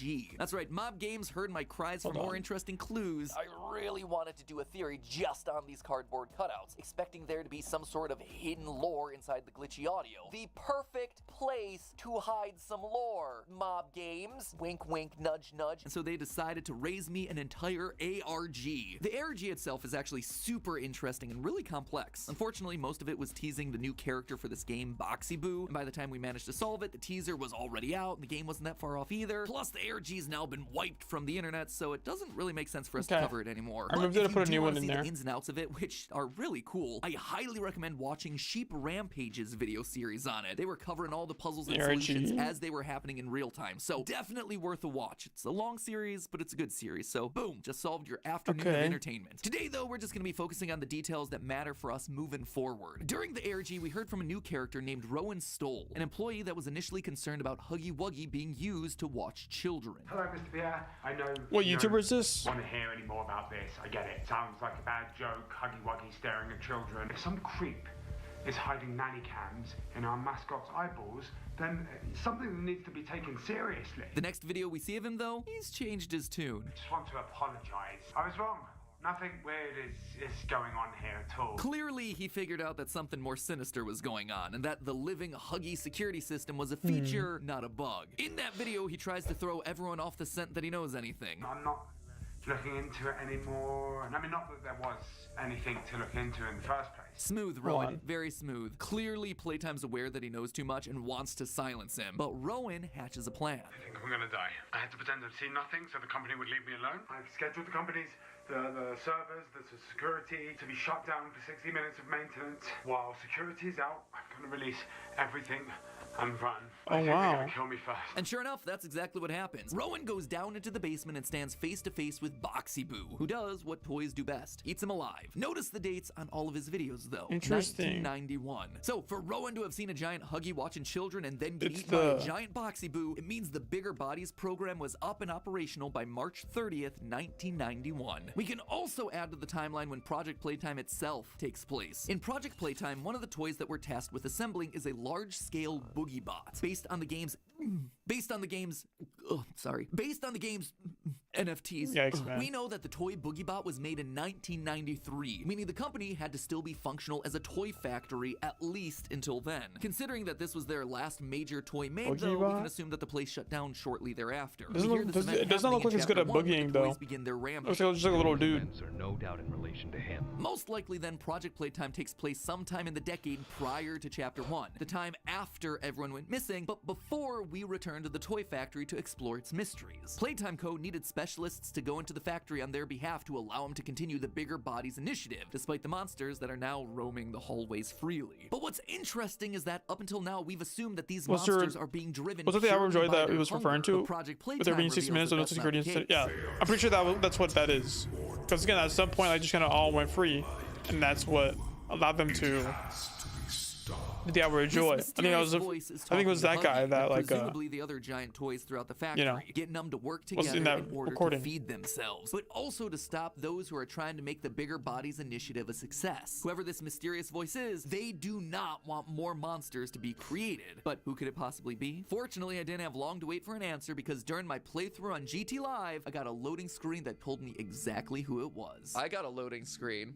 Which one did you get? I got Mommy Longlegs being puppeteered by 1006. Yeah, mine is Huggy just chasing people, so you definitely got the interesting one. You got the lore there. I got the lore, see? Experiment 1006 has been one of the franchise's biggest mysteries. Each installment reveals a little bit more about him. The first chapter showed us that he was a prototype to all these toy experiments, that he had a digestive tract but didn't require food to survive. The second chapter revealed him to be incredibly intelligent, tampering with cameras and alarm clocks in order to sabotage the scientists doing experiments on him. He even showed up at the end of chapter 2 to drag a lifeless Mommy Longlegs away. But his end goal, his motivation, has largely been a mystery. Thanks to this tutorial, though, we now know what he wants. He's trying to stop the experiments. He's trying to stop people being used to make these toys. That's why he helped to release all the giant toys before the events of Project Playtime. Though still missing, today's events are no doubt in relation to him. His absence was a flaw in the scientific process. The giant toys are organized. They're working together. And it's because this one creation is able to psychically talk to them all. Again, this gives more clarity to something that we heard back in chapter 1. Coordination and cooperation is evidently within his skill set. And while he doesn't want more toys to be made, he is taking care of all the monsters that already exist. Others are starving. Get up. He's keeping them fed, he's keeping them alive, and most importantly, he's keeping them safe. These people didn't ask to be turned into toys. This isn't what they wanted. And while 1006 can't fix them, he can keep them alive. He has good intentions. Even though he's got himself a scary voice and a creepy metal claw hand, I think he's the good guy. He might actually be the hero of this story. And his heroism isn't just limited to protecting the monsters. We know based on documents from chapter 2 that he's also actively trying to save kids. One thing everyone put together fairly quickly after Chapter 2's release was the fact that Playtime Co. seemed to be testing children in order to put them into the perfect toy. Specifically, we see 2 documents outlining the performance of Michaela Hyssop as the researchers try to pair this girl with Candy Cat. But one of the things that all of us overlooked was how these performance assessments ended. Neither document is finished. Both of them trail off as the pen scribbles off the page. What's more, there's blood on the paper. It suggests that not just once, but twice, researchers were killed while testing Michaela. And Michaela actually sees it coming. At the end of both the documents, while undergoing the statues game, we read that Michaela is distracted by something else. Presumably, this is the giant monster that's coming to kill the researchers. This tells us then an important detail. The prototype is saving these kids as many times as it takes. Whether it was Mommy Longlegs coming in to kill the researchers or the prototype himself, we know that the prototype's behind it because he's the one puppeteering all the big monsters. And he has repeatedly stepped in to save the kids. No, because I don't know about you, but that sounds like a chapter 2, and he's not the mother was like, no, I don't want to be a part of it. So she's refusing to be a part of it. I just showed you from the monster tutorial? I don't think she would be obeying him.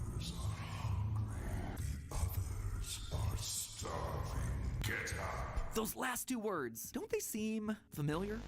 Yep, the death messages from both chapters almost always end with those exact words, get up, which then results in us respawning. Up until now, we've been under the impression that 2 people have been speaking to us through these death screens. The lowercase words that are far more motivating, like we're almost there or it's not over, being from Poppy, trying to get us to find her at the end of every chapter. And the second, uppercase words like innovation is key, thank you science, or he's loose, this is an emergency lockdown, being from either Elliot Ludwig or a scientist that was working on the project. But now, I don't think that's the case. Yes, there are two tones of messages, but almost all of them end with the exact same two words, get up. I think this is experiment 1006 trying to communicate with us. More lives are at risk than just yours. He's trying to get us to help the trapped souls inside the factory, the ones that he himself has spent so long protecting. Why is it speaking to us in two different voices? Simple reason could be that some of his lines are just him repeating back all the things he heard when he was first created. The prototype has saved us, isn't he wonderful? But there's actually another explanation. Think back to the end of chapter 2. One of you died! He'll make me part of him!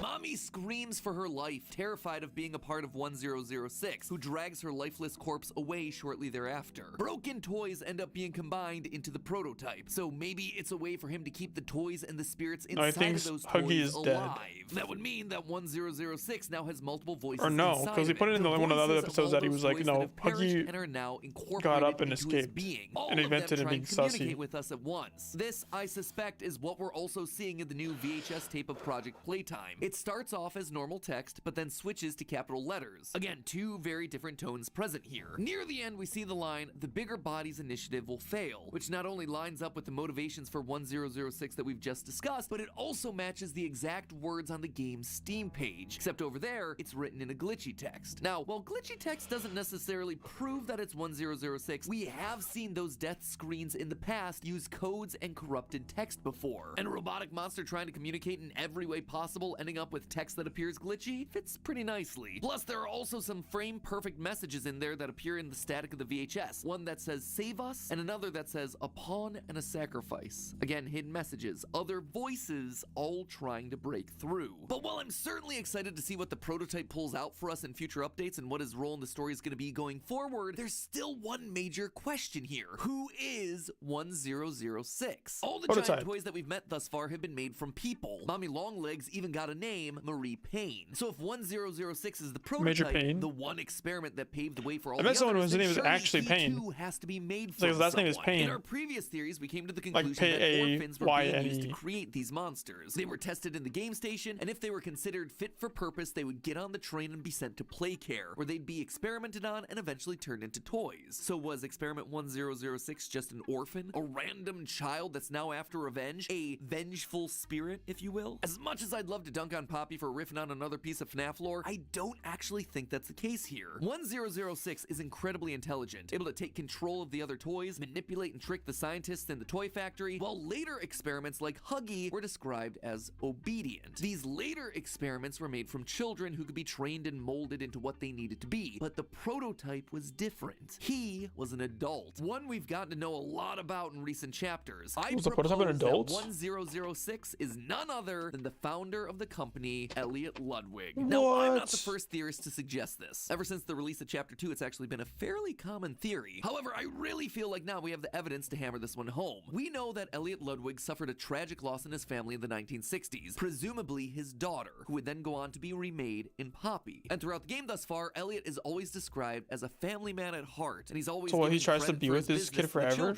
Now, call me cynical, and maybe I've played just one too many indie horror games at this point, but I see stuff like that and I immediately think, oh, this guy's shady. He's clearly killing the kids. But nothing he ever says or does is outright evil or mean to children in any way. Instead, it's trying to benefit children. Throughout the toy factory, we see posters pushing employees to adopt and foster orphan children. And while again, my knee-jerk reaction is this guy is clearly using these orphan kids to make living toys, I don't think it started that way. If it did, he wouldn't be outright encouraging employees to adopt and foster children like we see in the posters. That would be taking test subjects, potential living toys, away from the factory. No, I believe that Elliot didn't or maybe he's just trying to like of the kids hide the fact that that's what he's doing. Who took things in a dark direction. A doctor? He was able to do it because Elliot was out of the picture. When did the doctor you mentioned? Project Playtime, clue hunters found this memorandum from Rowan Stoll reminding employees about the need to keep quiet about confidential information. But in it, we get this line, quote, "Nobody cares about your safety and security more than us. And as our great founder, nobody cares about your safety Energy and security, period. Playtime Co. is my family, and family looks after one another. Notice the tense that the letter uses. It's past tense. He is out of the picture by the time the whole Bigger Bodies initiative gets into full swing. So where did he go?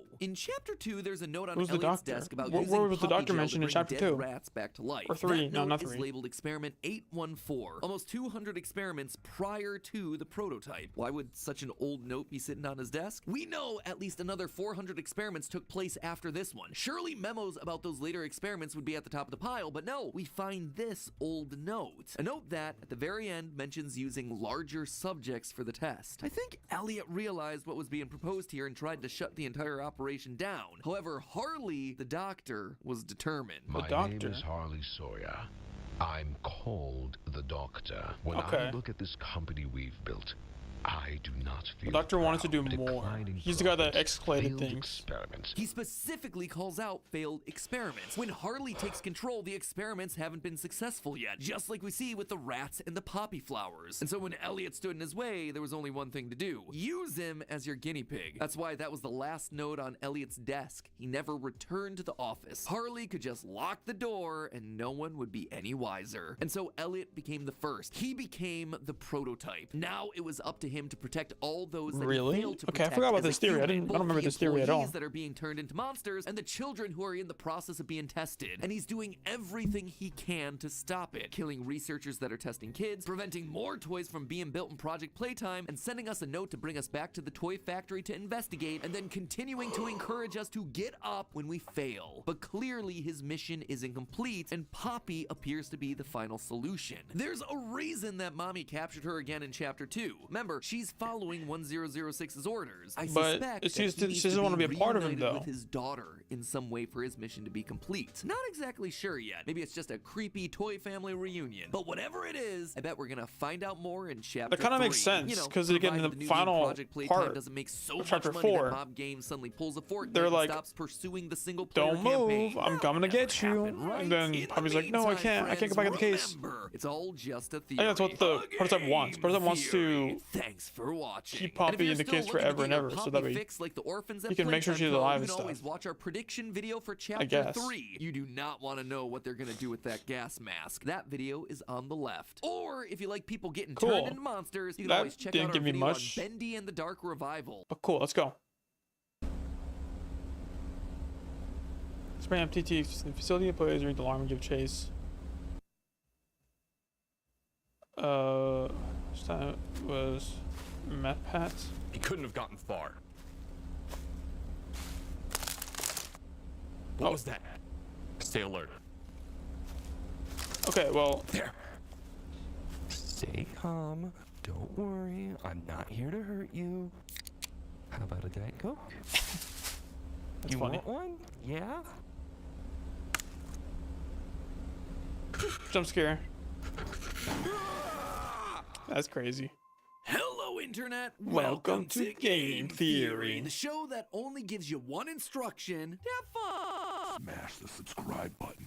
Huh, mysterious red text that isn't the same as the rest? Totally not suspicious. Today, with the FNAF timeline finally behind me, we are overdue to cover something completely different. A game where we explore an abandoned children's entertainment venue filled with oversized characters that were at one point friendly, but then turned evil on account of being possessed by the souls of dead children. See? Completely different. Yes, my friends, we're hopping back onto the Poppy Playtime train because while I've been busy over in my own personal animatronic hellscape, Mob Entertainment has been dropping all sorts of new content. The spin-off title Project Playtime, a complex multi-month-long ARG, and my other favorite form of content, analog horror YouTube videos. Because you can't spell analog horror without the lore. Oh, I suppose you can. There's no E in analog horror. Well, guess what? It's a silent E anyway. Call it the phonetic spelling lore. So far, Mob has released 2 quote-unquote lost VHS tapes to their YouTube channel. One from 1992 and the second from 1995. Look, the titles have the dates in there and everything. Even even a .mp4 at the end for that truly authentic lost footage feel, despite the fact that the MP4 as a file format didn't exist until 2001. But who am I to judge? Anachronistic I mean, they converted it. They converted the formats. Filled with a bunch it's of fine. mindless spooks, build and hype for the eventual release of Chapter 3. They're also filled with clues to the lore. And I think, thanks to one of these, I've been able to solve the identity of a fan favorite character. Everyone's beloved jumbo pink plushie, Kissy Missy. Who's hidden inside our floppy little friend? Kissy I think Missy. I have an answer for you. So grab your tranquilizer darts and flashlights, theorists. There's a theory on the loose. The first VHS released onto the channel was called Restricted Disappearance 06/18/1992.mp4. In this video, we see Huggy escape the facility and run out into the woods with a large group of Playtime employees in pursuit. 5 end up dead and 6 remain missing. Seems like Huggy can't be stopped. But then the video ends with an ominous scene of the giant Huggy peacefully standing next to a normal residential house. He's captured and brought back to the facility. In terms of lore, this video does a lot with very little. On the surface, this tape feels very straightforward. Huggy escapes the facility, going to his home, and then he's brought back. But this short, basic narrative actually goes a long before way to he was confirm many turned into a suspicions that monster. we've had about the characters and the events of this franchise. First, this video reinforces the timeline of the Bigger Bodies initiative, Playtime Co.'s push to create giant toys that help around the factory. We know via unlockable cards that are found in Project Playtime that Mommy Longlegs started as a Bigger Body creation before they wound up making toys of her in 1991. So this VHS taking place in 1992 fits into that rather nicely. The project is in full swing at this point, and the trapped toys are starting to get restless. It also confirms something that we've suspected for a while now, that some of these giant toys were created using orphans in some way. That's why we see Huggy standing outside of a house at the end of the tape. He was just trying to go back home, the home that he was either adopted into or his foster home. His childlike instincts taking him back to the last place that he felt safe. It's this incredibly sad, somber moment that does a lot to showcase the tragedy of this game's story. And that's not all. This Huggy seems to be acting differently to the one that we met in Chapter 1. Huggy escapes the facility, but there's no mention of violence towards the staff. Huggy only seems to become violent to the employees after they shoot at him. This tells me that Huggy, and presumably some of the other experiments like him, aren't naturally violent. It also reinforces what we see in Project Playtime's tutorial. Huggy is largely complacent until the prototype urges Huggy to kill. They are trying to build more toys, more like you.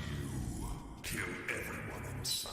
It really seems like the Bigger Bodies monsters are the collateral damage in this war between Playtime Co-employees and the prototype, Experiment 1006. So the person for sure doesn't want more toys to be made. Caught in the middle. This is something that we can start to see more clearly in the next tape, Restricted Relocation 08/08/1995.mp4. In this newest VHS tape, we see Kissy Missy being transported towards Playcare in August of 1995. The tape repeatedly tells us not to view the footage. I can't possibly see that plan going wrong in any way. Again, just shows the absolute negligence of this company. So of course, we keep watching, and in true Playtime Co. fashion, things start to go wrong. We travel down the rails with Kissy strapped to the train. As we ride, we pass by graffiti on the wall that reads, "The hour of joy is at hand." In between camera shots, we see text flash on screen meant to be instructions for employees, but then each message winds up getting overridden by capitalized red text that says basically to do the opposite. It tells them to release the straps that bind Kissy Missy, which, as you'd expect, means that the employees wind up dead at the side of the tracks. It's another simple, straightforward tape that does an incredible job of hiding tons of lore clues. This is the hour of joy. Let's just start with the date, shall we? Poppy's already done a great job of mapping out a very clear timeline for us, unlike some other franchises. At this point, we know when each toy was made, starting with Poppy in 1950 and ending with Boogiebot in 1993. And because Mommy Longlegs was a big body before her toy released in 1991, we also know that the giant toys were in development sometime before that. At this point, the only key date that we're really missing is the day that the toys went rogue, destroying the facility and either kidnapping or killing members of the staff, as we hear in the background of this Chapter 1 VHS tape. That's why I'm making this log, so that the same mistake won't be made twice. But now, thanks to a combination of this relocation tape as well as the developer interview, I think we can tell when it happened. Recently, the developers went onto Discord to answer a bunch of questions that the community had, and one was about the date in which the Playtime Co. factory shut down. Well, I'm sure we all would have loved to have a definitive answer from them. Where's the fun in that? They had to make us work for it. What they did clarify, though, was that the factory did not shut down in the 2000s. This then narrows our window to a 7-year period between 1993 and 1999, which, let's say, is a lot more precise than we've had up to this point. But I actually think we can do it one better. Take a listen to me, that implies that it continued onwards until the 2000s, like further past that. That's not probably not true. Hear those screams in the background? Do they sound familiar? What are those who are beneath us, understand it or not. Those screams, the screams of employees being mauled to death by giant toys, those are the screams that we can hear in the distance. The event that shut the factory down happened on this date, August 8th, 1995. This is the day of the Great Toy Rampage, and it's this is like a really great like book series. I think like a 1006, the prototype. Those still missing. Like a TV series, like a book series that like, you know, is you going through the factory, or like the main character going through the factory and discovering all these secrets and stuff and defeating the monsters. Then flashbacks, not just tapes, but flashbacks to the actual like parts of to the actual dates of like big events. You find like a new character at that time that follow them around as like they go through the actual events of the actual story.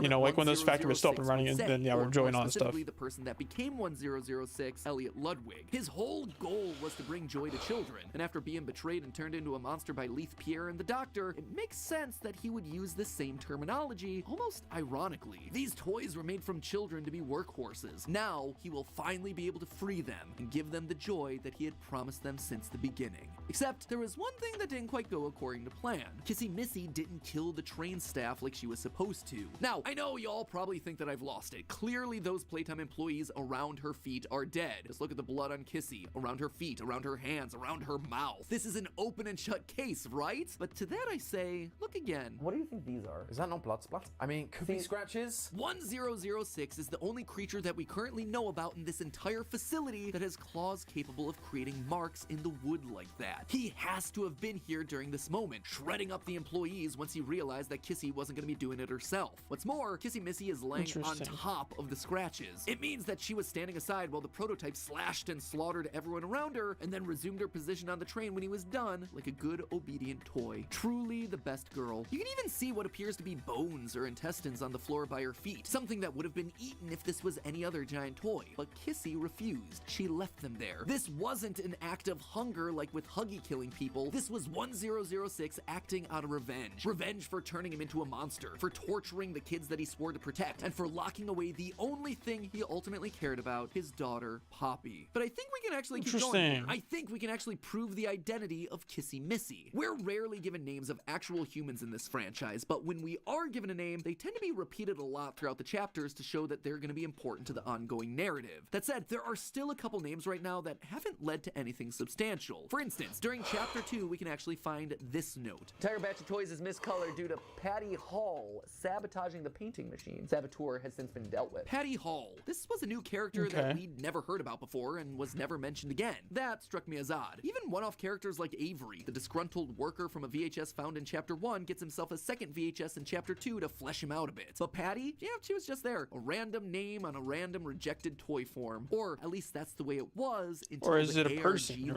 Not like a, or is it like a location and not a name? The story of a new Patty character, Hall. Rowan Stoll, an employee who was slowly figuring out that something wasn't might quite be like right a at Patty, like a hall for Patty, something like that. He released a bunch of internal documents via an FTP server that we could access. And one of those documents on there was this, a disciplinary document for a familiar face, Patty Hall. Quote, details of occurrence, sabotage of retail shipment. This week of 1/2/91, employee intentionally sabotaged factory equipment. In particular, a paint machine. The employee mismatched 57 paint canisters, resulting in an extraordinary amount of toys no longer being suitable for retail. Retail shipment number 018345 was recalled, resulting in a significant amount of lost revenue as well as damaging Playtime Co.'s brand image amongst several major retailers. There is substantial evidence supporting the assumption that this sabotage was done in some sort of defiance to several of Playtime Co.'s practices. Plan for disciplinary action, effective immediately. Employee is demoted from toy designer and will be sent downstairs to Storage B to receive further instructions. All of this took place on January 2nd, 1991, signed by none other than our good friend and leader of the Bigger Bodies Initiative, the Doctor. The next time we're down in Storage B, there are no employees working there. It is literally a storage room for toys that are being experimented on. Notice the blood that covers this smaller Mommy Longlegs doll in the background. The only living thing that we see in Storage B, Kissy Missy. Could it be that Kissy Missy and Patty Hall are actually one and the same? I know that might feel like a bit of a stretch, but think about what we're seeing here. It's 1991, so the Bigger Bodies Initiative is in full swing. We have a character in Patty who's openly defiant to those in authority, a chaotic neutral, just like we see with Kissy defying the prototype's rampage. And we have ourselves a character associated with creating alternate colored versions versions of other toys, just like how Kissy is an alternate colored Huggy. Plus, the biggest clue of all, the fact that we've only seen storage be mentioned with regards to these two characters screams a connection. Lastly, it would explain why Kissy Missy is friendly towards us in Chapter 2. Sure, she's against Playtime Co. She has been from the start. She was sabotaging their toys, but I also don't think that she's on the side of 1006. She witnessed the monster kill her fellow employees in cold blood on the train. My gut is that she just wants this whole place to burn. And so when she sees us, a person trapped inside the facility just trying to get out, she sees an opportunity. We are the only ones that can stop not only 1006, but also destroy Playtime Co. from the inside, have those still alive brought to justice, and have the fond legacy of Playtime Co. tarnished and forgotten forever. That is why she helped us. And given the instructional video shows her heading towards the Playcare, I wouldn't be surprised if we bump into her again in Chapter 3, helping us to take on whatever new threat awaits us. How is the takeover that far from the other area? Game theory. Thanks for watching. And if you want to keep this Poppy train a-rolling, here's a link to our most recent Poppy. Okay, here we go. Cool. What is that? Well, what is this? Okay, Chapter 3. Either the trailer or the actual game is out now. Welcome to Game Theory, the show that's full of hot air. It's that time again, folks. Mob Games has come out of its hibernation and finally given us what we've all been clamoring for over a year now. The long-awaited Chapter 3's second trailer. Wait, are you kidding me? Come on, don't get me wrong. I love brightening images frame by frame as much as the next guy. Are we about to brighten something? Oh. Are we ever gonna brighten something? But it's been, what, 15 months? Who is that guy? Since Chapter 2? I feel like I need to get my Poppy fix to complete my indie horror Thanos glove of 2023. Nah, bro, after Poppy, I'm good. I don't not care about Dan at all. Is gonna be incredible. Immediately, things feel different here. And it's clear they're leaning hard on the horror. This very clearly reads of like, hey, this is so starkly different from anything else in this franchise. Very clearly reads as, hey, we sold a movie. One of the developers was even asked about this in the official Poppy Playtime Discord server, and he said, quote, it'll still have the same feel as the first two in a lot of respects, but the horror is definitely dialed up. Which, was it? I think it is. Yeah, I think it definitely was dialed up in this thing, but it's not that scary. From dead kids to the literal writing on the wall, this trailer is like a toy box exploding. Oh, there were more scary moments though. And I would say that I figured it all out months before its release. Not only will we have tortured kids and sinister Poppy gas, but we're now being shown more about the monsters they became and the creepy religion they've created. A religion full of sacrifices, rituals, and a leader who's manipulating his congregation into serving him. So strap on your grab packs and hold your breath, loyal theorists. We're heading deep into the cloudy red fog of Playcare. The repeated theme for this chapter is the use of red gas, so let's start there. In a past theory, I suspected that this gas was made from poppies, a red flower that we know Playtime used in their experiments trying to bring dead rats back to life. It's also in the name of the game, so, you know, not that big of a logical leap. I also pointed out that poppies have been used throughout history as a sleep agent, mainly due to the natural opium that's contained in the plant. And that is exactly what we see in the trailer. On the walls of the Playcare, we find a drawing that shows clouds of red gas with the phrase, "time for bed," written underneath. This is the last thing that the child sees before falling asleep under the influence of the gas. Which then leads us to the question, who's our new monster responsible for delivering it? We see some crude child drawings on the wall of a purple creature with red clouds around him, and text all associated with either sleep or nightmares. This then seems to be our gas monster. Sometimes the purple figure is shaped like a bird, other times it's got super long limbs, and sometimes it's just a purple scribble. This has gotten many people on the internet to think that he's a shapeshifter. I disagree. There's like multiple versions of this character though. Sleepy kids not having a clear vision of what this thing actually is as they pass out. Fortunately for us though, we get to see a bit more of this creature. By pausing the trailer on one of the final frames, brightening the image, and then color balancing it a bit, we see that it's got itself a purple paw with 4 sharp claws. That, coupled with the shape of the nose and eye sockets that we see during the final jump scare, as well as the presence of a muzzle right here, reads to me like an old cartoon cat, almost like the Cheshire Cat from Alice in Wonderland. Now, that at first might seem weird. This franchise already has itself 2 other cats in the form of Cat B and Candy Cat, so why are they triple dipping? Can't they come up with something new? I suspect that it's because a cat that lures kids to their final sleep is actually a common superstitious belief. One phrase that you sometimes hear tossed around I think it's just not original original. Steal a baby's Because breath. a lot of the characters have like the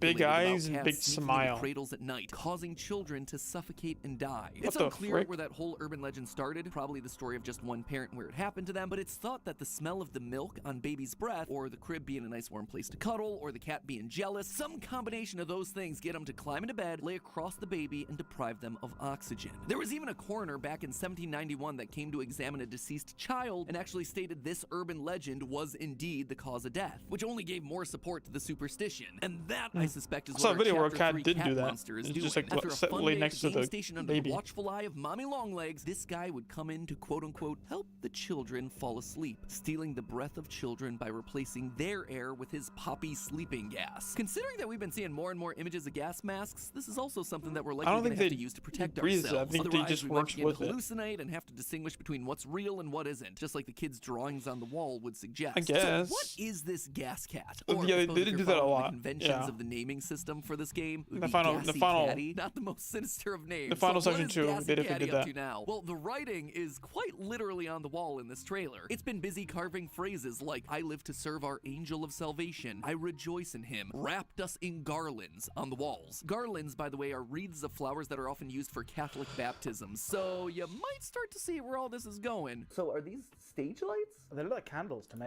Are they? Oh yeah, think they're like ritual candles. Okay, a lot of religious imagery here. Gassy Caddy is no longer taking on the role of a monster. Yeah, what is instead that silhouette, of a bro? religious leader. That's This crazy. idea is also exemplified by another carving that we see on the wall, my somniferous flock. This isn't referring to a group of birds, it's being used in the Christian sense. One of the many roles that Jesus is associated with in Christianity the flock, is that true. of a shepherd. Because one they who were the tends little to, ones feeds, too and in cares the for his flock. that The one sheep section of the in this game. scenario are his followers, people that rely on and follow Jesus in their day-to-day lives. Meanwhile, the word somniferous stands out for a few reasons, mainly because I've never heard anyone ever use that word in a sentence before. Turns out that in the years since this factory I think it's closed, Gassy's loyal. been studying up for his SATs. Loyal Always flock, be learning maybe. there, Gassy Caddy. Because let me tell you, I am right there with you. I too am a nerd for words. Somniferous would be what, my sleepy? Yeah.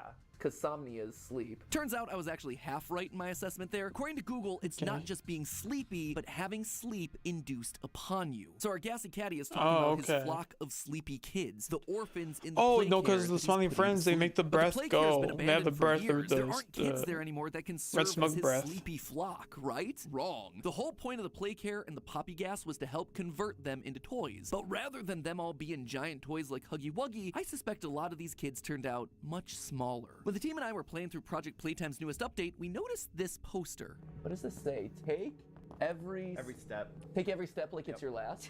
Oh, and they're heading to Playcare. Yeah, and it's a bunch of random characters, so these are kids, not like Yeah, they're toys. turning into the little ones, the smiling critters. Toys walking towards the play care. Now, Wow, at the they time, I referenced just it thought earlier. These toys were there to represent the children walking to the play care, trying to make things seem wholesome and child-friendly. But now, I don't think that these were representations at all. I've already mentioned the sad-looking images of the children on the walls of the play care, but did you notice the remains of characters next to their faces on the edges of the frame? These They were are in the fact same referencing characters, the dog and the unicorn. smiling There's critters. also a new character there that wasn't on the poster, a green bunny. And if you look at a later drawing from one of the children in the trailer, we see a plush with floppy green ears and the words, my new friend. Well, green- was This there a green kid bunny? became Was one of them his green? friendly green bunny. And I suspect that the other children all had similar fates, becoming the very mascots of Playcare. This is the sleepy flock that Gassy is talking about. A group of converted children that are lost and scared and see him as their only savior. But then, who is this angel of salvation that Gassy Caddy's talking about here? Well, the last two wall scratchings give us that answer pretty explicitly. The original saved me, I rejoice in him, and never forget the hour of joy. In our last theory, we suspected the hour of joy was the moment that the toys revolted and reclaimed the factory. In one of the analog horror tapes that is released on the true. Mob Games YouTube channel, we see the hour of joy is at hand written on one of the walls right before we hear screams of the factory workers. Screams that match the ones we hear on the scientist's VHS tape from chapter 1. Though still missing,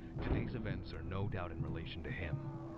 His absence was a flaw in the scientific process. It's the prototype, 1006, the one we believe was created from the man who wanted to bring joy to children, Elliot Ludwig. He was the first successful toy from the Bigger Bodies initiative. He was the original that led to the creation of all the others. And we actually get our very first look at him in these trailers. This massive robotic amalgamation made from various other toy parts. You got things like a huggy head near the top, and there, right there, there's mommy's top half. One of you darn! He'll make me part of him!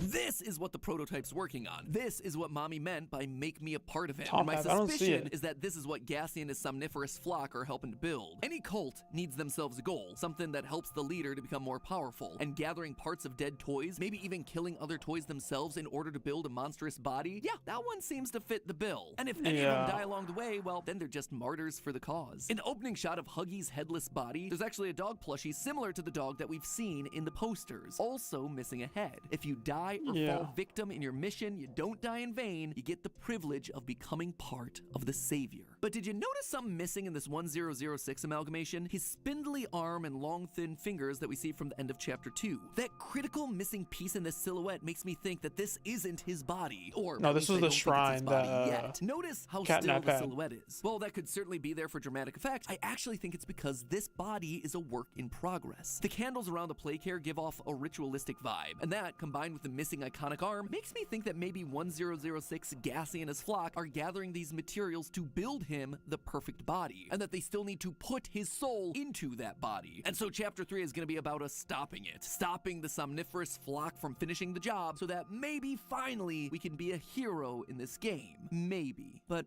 I don't think so. You see, thus far, we've been nothing but the villain. It's been well established at this point that we used to work here. And not only did we work here, we were instrumental in the creation of some of these toys. You wonder who we are. But why? You should know. It was your doing that made us...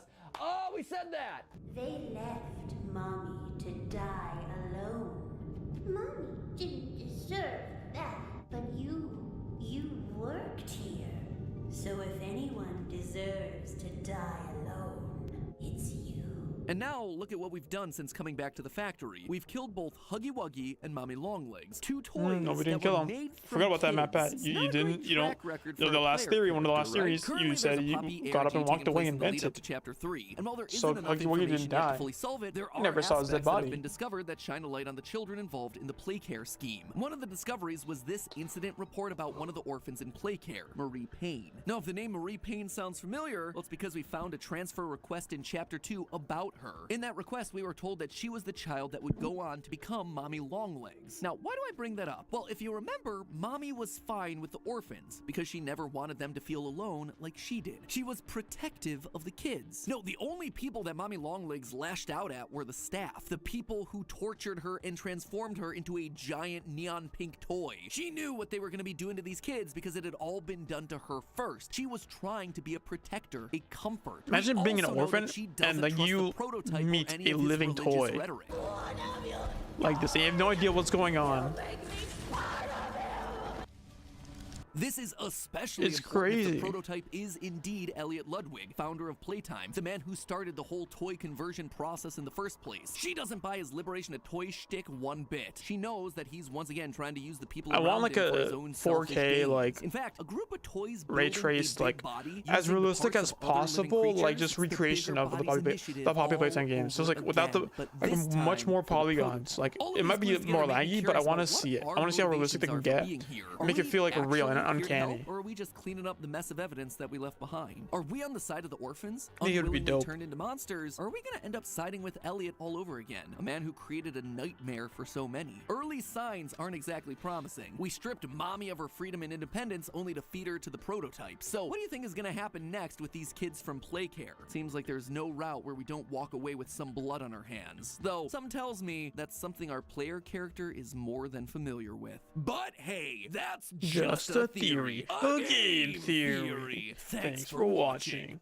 If you're enjoying theories about brightly colored mascots, cool. Dang, it's been 2 years we're about halfway since there. Poppy Playtime Chapter 1 released and took the internet by storm. It was everywhere. So understandably, Chapter 2 was Chapter 3 is out. Okay, cool. 7 months later, there it was. Again, it was a huge success, so naturally Chapter 3's development was underway. And so we waited and waited and waited. 18 months have gone by, and still we're waiting. That doesn't mean Mob Games has left us completely empty-handed. It took 18 months for that freaking chapter to come out? Strange places. But with all these little I don't even remember, but that's crazy. Over such a long period, it can be hard to keep track of what we do and don't officially know. That is, until today. Today I'm giving you in one complete video the definitive Poppy Playtime timeline. The Poppy Playtime line. Poppy Playtime line. Okay. Poppy Playtime line. It feels like it doesn't work, but it works, technically. Just saying. Hello, Internet. Welcome to Game Theory, the show that'll stretch far and wide to find the lore. And while I'm busy doing that, why don't you give a big ol' huggy-wuggy to that subscribe button? We're always doing videos like this to keep you guys up to date, and clearly, it's necessary. I mean, Mob Games has gone a bit insane with the lore drops for this one. It's not quite FNAF levels of let's release 20+ books with a single line of lore hidden in each one, but still, it's a lot to have to keep track of. Outside of the 2 main chapter releases, we've had a spin-off title with 3 phases and 2 VHS tapes, 3 found footage YouTube videos, 2 ARGs with dozens of tiny scraps of lore, and a partridge in a pear tree. They even hid lore in their anniversary videos. Like, who does that? Who does that? But while their methods might seem unorthodox, it does mean that there's a lot of lore and a lot of dates getting thrown around that are pretty difficult to keep track of, especially when all the story they've been seeding out happens decades before the actual games themselves. So today, we're gonna be wiping the slate clean and starting over. We're gonna be putting all that guy actually took over Game Theory. To create the one British man. Timeline, so when Chapter 3 does release next month, we know exactly where we stand and what to expect. Strap on those grab packs, friends. It's time Chapter 3 to out yet? ourselves into the depths of this haunted toy empire's I have no idea. history. The story begins not with any of the games, but rather with Playtime Co.'s website. On this now deleted webpage, we learn about the company's founder, Elliot Ludwig. Playtime he 3 founded come Playtime out Co. in 1930 as a way to, quote, January 30th, he 2024. gave everything to his company, but sadly that work ethic would just wind up pushing his wife into divorce. What about Chapter 2? Elliot continued onward, determined to bring Playtime It took to almost 2 years. Controversial NFT collection in 1950. The company Chapter 2 to Chapter 3. That's crazy. Almost 2 years. YouTube announcing the game, we find our titular toy, Poppy Playtime. Elliot had outdone himself. Poppy wasn't just a lifeless doll. She could talk to you. She could even respond to questions, making her an instant hit with children everywhere. She was also an instant hit with the parents, because her hair smelled just like her namesake of poppies. Flower that doesn't actually have much of a scent, but does contain opium, which was used throughout history and children's medication to relieve pain and help sleep. So you had this new toy that every child wanted, and then parents would suddenly find that their kids were much calmer and sleepier. These toys started to fly off the shelves, and the company became a household name. That said, not all poppies were created equally. All the regular Poppy dolls were incredible feats of engineering, but one was at a different level. Her conversational skills were like having a conversation with an actual person. Sorry, I didn't mean to scare you. But that wasn't a coincidence, because she was an actual person. Hidden in the game files is an unused ending monologue for Chapter 2, where Poppy reveals a lot more about her backstory. Specifically, this line right here. Terrible things have happened, and I am the cause. Being able to exist as a doll, it has killed. But that was scrapped part. And when you combine that with the maintenance VHS where we saw blood dripping off her voice box and those weirdly human-looking eyes of hers, it reveals that this Poppy was in fact a real person. Emphasis on was. Something happened to her, and I think we have a pretty good idea of what. It all comes back around to Elliot in the next decade of the timeline, the 1960s. In the 1960s, an unfortunate family death had pushed Ludwig down to his lowest. This family loss started it all, and I believe that this was the person who became Poppy, the first of what would be many others. But Elliot didn't have any family that we know of. His wife divorced him 3 decades ago, and any children that he'd have had with her would be in their 30s at this point. That's why the prevailing theory is that Elliot had a young adopted daughter. He wanted to bring joy to children, to the point that he would encourage his employees to also adopt, even going so far as to build an orphanage on factory grounds. That is why it is with enormous pleasure that I announce Playcare, our very own on-site orphanage. Adoption and loving children was clearly on his mind, so the idea of him adopting a young orphan feels like a natural first step. And given that she was the only family that he had, her dying would be even more devastating to him, so he didn't let her die. Elliot took his dying daughter and preserved her inside a Poppy Playtime doll. In the most recent ARG, we've started receiving documents that discuss using organic parts, which would explain why Poppy's eyes look so real and why she has blood covering her voice box. Those were her real eyes. That was her real blood, used in a last-ditch effort to save the daughter. And shockingly, it worked. Poppy came to life. His beloved daughter returned to him. He locked her away in a room of the factory that was designed to remind them of their family home, far away from everyone else, preserved in a glass box where he could visit her and keep her safe from anything else that might happen. Over the next couple of decades, the company hires more staff, like Leith Pierre as the head of innovation. They also release all sorts of popular toys like Brawn the Dinosaur, Boxy Boo, Candy Cat, and of course, the company's next massive hit, the Blue Boy himself, Huggy Wuggy, followed quickly by Kissy Missy, because every Ken needs a Barbie. Barbie has a great day. Barbie was released right now? Only has a great day if Barbie looks at him. Yeah, despite that popularity, the company struggles to remain afloat. When I look the 2 years already at this point. We've built, I do not feel proud. Declining profits failed experiments. People are constantly seeing things they shouldn't. How is that anything less than complete failure on our part? It's pathetic. Those, dear theorists, are the words of Harley Sawyer. I'm called the Doctor. And he isn't just bringing up problems, he's also the man with the solution. I'm here now with a solution. The Bigger Bodies Initiative. Giant toys. We can increase our workforce and simultaneously decrease the number of lawsuits and people on our payroll if the people we have working aren't people. And the idea is all thanks to the one living toy that told us she started it all, Poppy. This leads us to the early 90s when the Doctor's plan is in full swing. It's here where we join him trying to recreate the magic that is Poppy, studying her in her little safe glass case and trying desperately to figure out how Elliot's daughter was able to continue living inside the doll. There are hundreds of experiments, one of which we see a report of on Elliot's desk in Chapter 2, Experiment 814. Based on the handwriting of this and several other notes, this appears to be a report written by the Doctor himself. And by this point, it's pretty darn clear what element of Poppy he's focused on. Quote, the experiment utilized a live rat. Rat was fed 3 portions daily for 2 weeks. At the end of the 2 weeks, the rat was killed and submerged into a poppy flower preservative gel mixture. 1 week later, an electric shock was applied to the rat in an attempt to revive it. The rat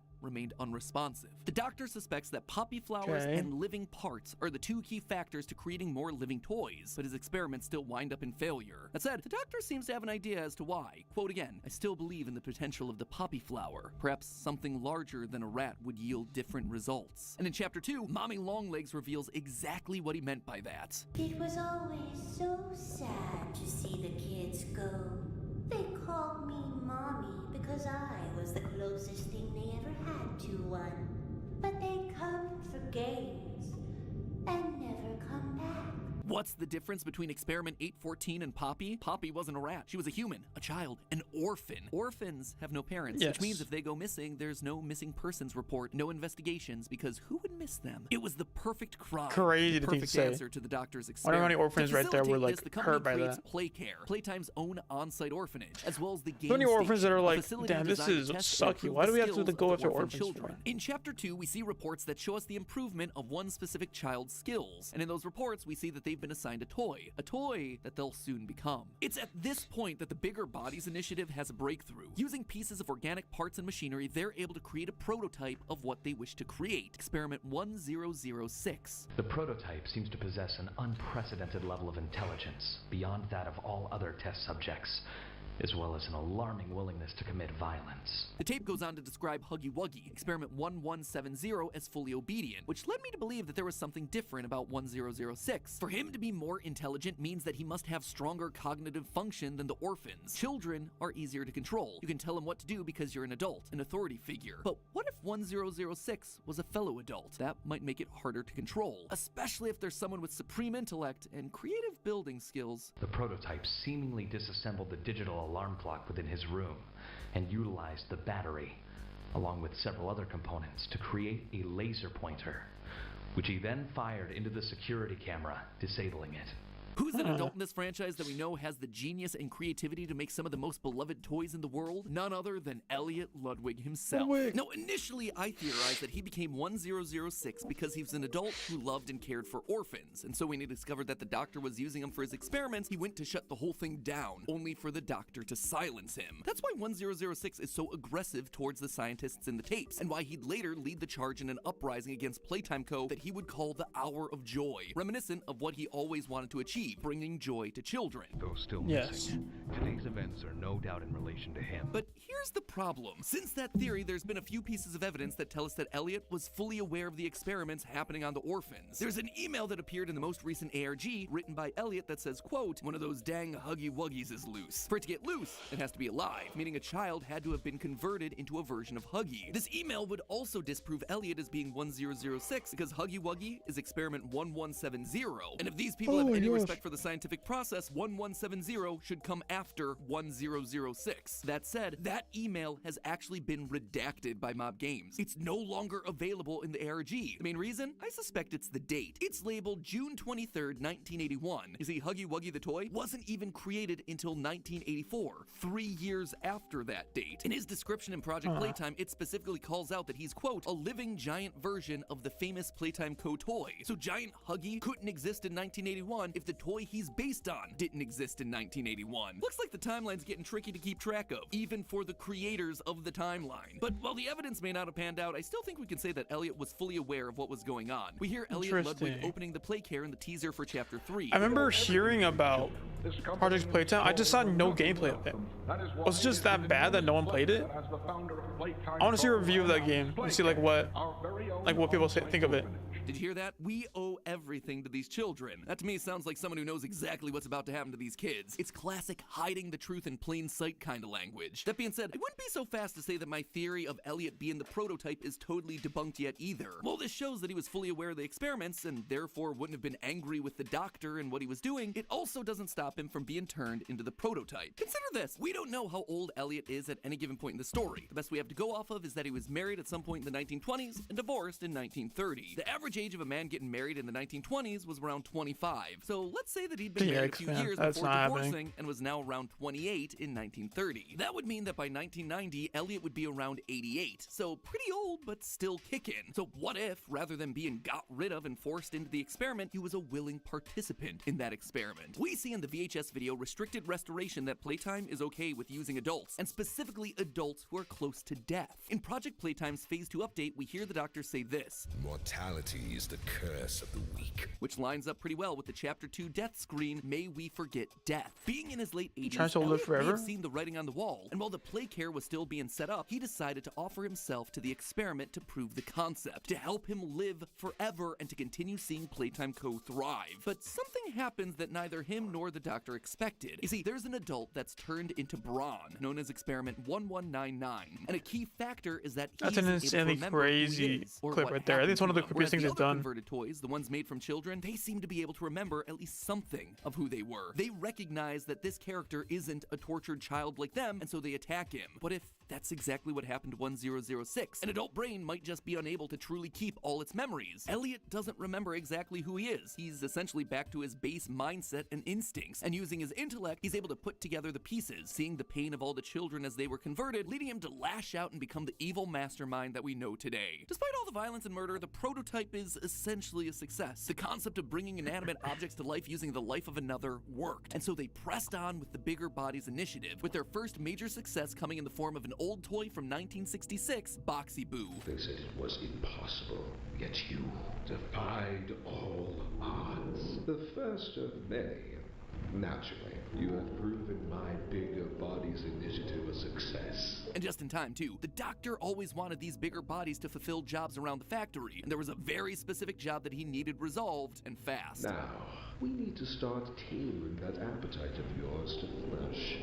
If we had like a actual like TV show or a movie showing like these conversations happening like in like a real animated like character or monster, it'd be so cool. Those minigame towers that you find in Project Playtime. And in 1990, he fixed the phone service provider. Nothing major. That was until he started to notice something in early 1991. Look, I know you don't want to hear any more about this. I get it. Sounds like a bad joke, huggy-wuggy staring at children. If some creep is hiding nanny cams in our mascot's eyeballs, then it's something that needs to be taken seriously. What Rowan was seeing wasn't nanny cams. It was the latest of the Bigger Bodies initiative, 1170, and he was watching kids. That was his job. He was the newest security hire. While we pride ourselves primarily on our high-quality toys and excellent child care, we also pride ourselves on our security. Naturally, Playtime Co. wasn't a fan of Rowan figuring this out, so they shut him down. I just want to apologize. I was wrong. But intimidation wasn't enough. Rowan kept digging. He was an IT guy after all, so he began to build an FTP server with all the information that he'd gathered, even after they sabotaged his car to try and make it seem like it was an accident. They've been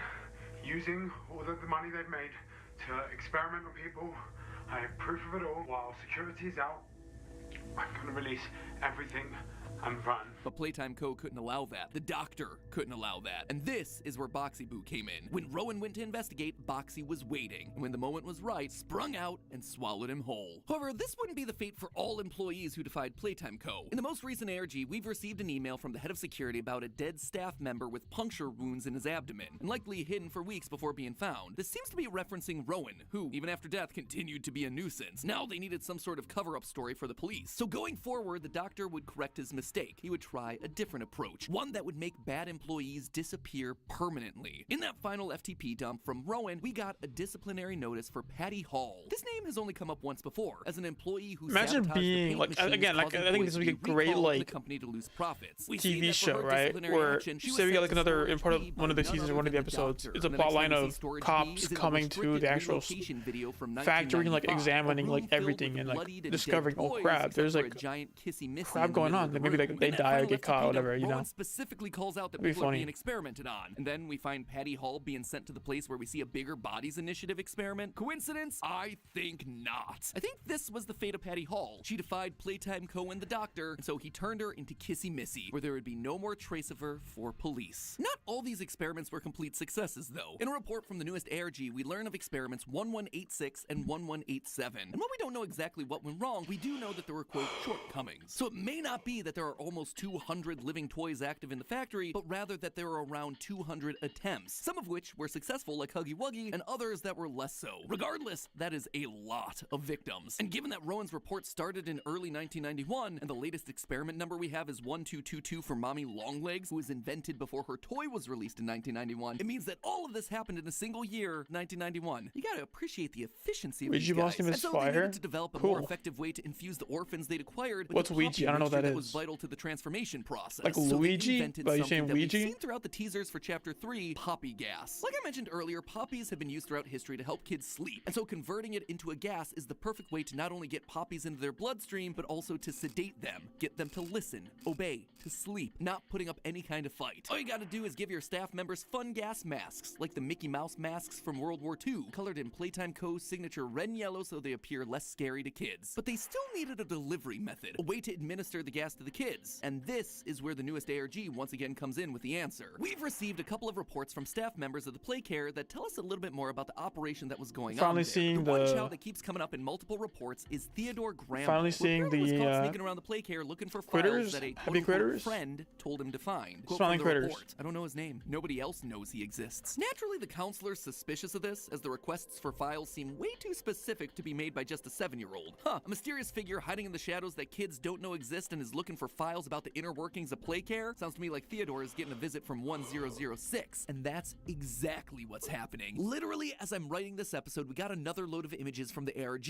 and one of them is a drawing of Theodore sitting on his bed with a familiar black arm reaching out from under it. The prototype is using Theodore to try and stop the entire operation, to free the kids. But sadly, Theodore doesn't work out quite as intended. According to a transcript, he tried to escape, but something malfunctioned and he got electrocuted, stopping his heart and badly burning him. Fortunately, and unfortunately, there's a way to save him. At the same time all this was going on, Playtime was developing Yo. experiment 1188, based on one of their newest toy lines, the Smiling Okay, we Critters. finally see the Smiling Specifically, Critters. The purple cat, Catnap. This experiment would have massive claws, be able to change its size, and be fitted with, quote, a gas delivery apparatus at the back of the esophagus. This toy was going to be the perfect way to administer the poppy gas to the kids at the Playcare. They just hug and play with their new favorite toy while it slowly released its hallucinogenic gas. And right at the bottom of the document, on the name of potential candidates for conversion, who do we find? None other than Theodore. He had a horrible accident, maybe even close to death, so they gave Theodore him was eternal turned into life by Catnap? turning him into the new villain for Chapter 3. In the Chapter 3 teaser, we see phrases like, "The original saved me, I rejoice in him," which are heavily implied to have been written by Catnap. He worships the original creation. He wishes to do nothing but serve him. Sound familiar? It's just like how the prototype, the original creation, spoke to Theodore, asking him to do things like finding files. Theodore and his new gas powers were put to good use by Playtime Co. No child would ever step out of line like he did again. We see drawings from children about their new giant purple friend, but not all of them are happy. Some kids seem to have nightmares thanks to the red gas that comes out of their new friend's mouth. The worst case that we see is that of Marie Payne, whose sedation thanks to the poppy gas is so severe that she can't even wake up from the nightmares anymore. But while the employees caring for her seem concerned, I think that clearly would Playtime make Co. it got so she can't go to exactly what they sleep. wanted. On a transfer request we find in the water treatment control room of Chapter 2, we see the name of the child that would eventually become Mommy Longlegs, Marie Payne. Mommy was eventually moved to the the game station, mainly because her trauma at the hands of Playtime led her to be violent towards adults, but motherly and caring towards the children, which made her the perfect fit. Mommy is the last experiment that we know of at this time, experiment 1222, but I suspect that there are many more based on this photo that we got in the lead up to Chapter 2's release, showing the company in its heyday, May of 1992, a year after Mommy Longlegs' creation. But there's still plenty of kids playing around at the game station, more kids to be trained up and taken to play care for sedation and conversion. But this is where the tides turn for Playtime Co. Later that year, Huggy Wuggy escapes the facility in the first of many incidents where the bigger bodies monsters start rebelling against the company under the command of 1006. This would come to a climax in 1995 with an event known as the Hour of Joy, a combined effort of all the toys united against the Playtime Co. staff. So far, all we've seen of this event is an analog video of Kissy Missy going missing with blood splatter and claw marks everywhere, but we know it doesn't just involve her. In the background of the tape, we can hear screaming from staff members in the factory, the same screams that are heard in the back of the final VHS tape from Chapter 1. Coordination and cooperation is evidently within his skill set, as well as the skill set of all other experiments of his type. Though still missing, today's events are no doubt in relation to him. 1006 orchestrated the entire event, the Hour of Joy, bringing joy and freedom to the children that he failed all those years ago. With the Playtime staff now either entirely killed or kicked out of the facility, business essentially stops. However, the company tried to remain open in an unusual way. The spin-off title Project Playtime has us take control of extraction specialists, gathering toy parts to be extracted and turned into parts of the Bigger Bodies initiative. Here's the job. You need to collect toy parts to make a giant toy. Get that giant toy on the train, then leave. At this point in history, the Bigger Bodies toys are running the factory and hunting us down, trying to feed the many toys that remain, while also stopping us from making more monstrosities like themselves. They are trying to build more toys, more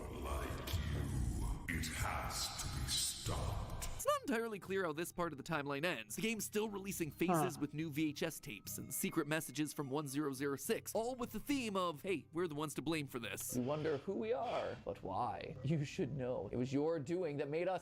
Oh, we said that! Which leads us all to today and the main game. You know, the game that we actually play. 10 years after the factory closed, we show up. A former employee determined to make things right. But you worked here. Regular employees like Rowan weren't aware of what was going on, so for Mommy to know us, we had to have been working at the game station, running experiments on these kids. We were some form of an executive here. Supporting this theory is the fact that there are 5 executive slides down to the game station in Chapter 2. We know all 4 of these characters, and the last one, well, the last one's missing a name. I believe that was our slide. If you take the letters on the floor and rearrange them, you don't really get you didn't give us a real name last time. Name. In a previous episode, I landed on Jamie B. Honey, only to realize after the fact that I'd accidentally swapped an A for an E. Plus, if you look closely, there are spaces for 5 letters on top and 6 letters on the bottom. The best I can come up with based on those new criteria is Ebony Jemiah. It's not great, so clearly it's still up for grabs. Regardless, I still maintain that we were the head of production for Playtime, the only department on this Chapter 2 floor that's left unaccounted for, with Eddie being the head of research, Stella being the head of play, and Leith Pierre being the head of innovation. We were directly involved in the production of these toys, and so we've come back to undo the sins of the past, or probably more likely to bury them once and for all. We show up, we knock out Huggy, we free Poppy from her case, we split Mommy in 2 and get her dragged away by 1006, escaping the game station only for something to derail us outside of Playcare. And there you have it, folks, the complete timeline of Poppy Playtime so far, almost entirely based on fact, with a couple of theories thrown in there that are very well supported at this point. I don't know how much I love that. Will we see Theodore the cat? Will the smiling critters be able to be saved, or is it too late for them? We have We're only a few weeks 5 away, more videos so to go. Time will tell. In the meantime, remember, it's not a good idea to use science to create living toys out of orphans, but it is a good idea to use science to get you to drink more water, and there's no one who...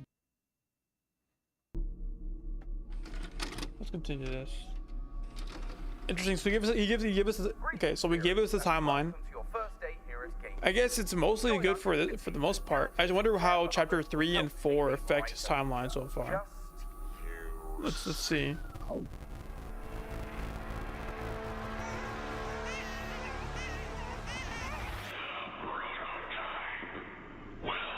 Don't trust Ollie. Okay, so no, Chapter 3 is now out. I know that for sure. Welcome to Game Theory, the show that might be a little late to the Poppy party, but hey, so are Mob Games, so fair is fair. Is MatPat you're gone? Probably wondering why MatPat suddenly sounds British, so let me introduce myself. I'm Tom. I'm from England. I'm allergic to apples. I want to be Dorko at axe throwing. Was this the first video that?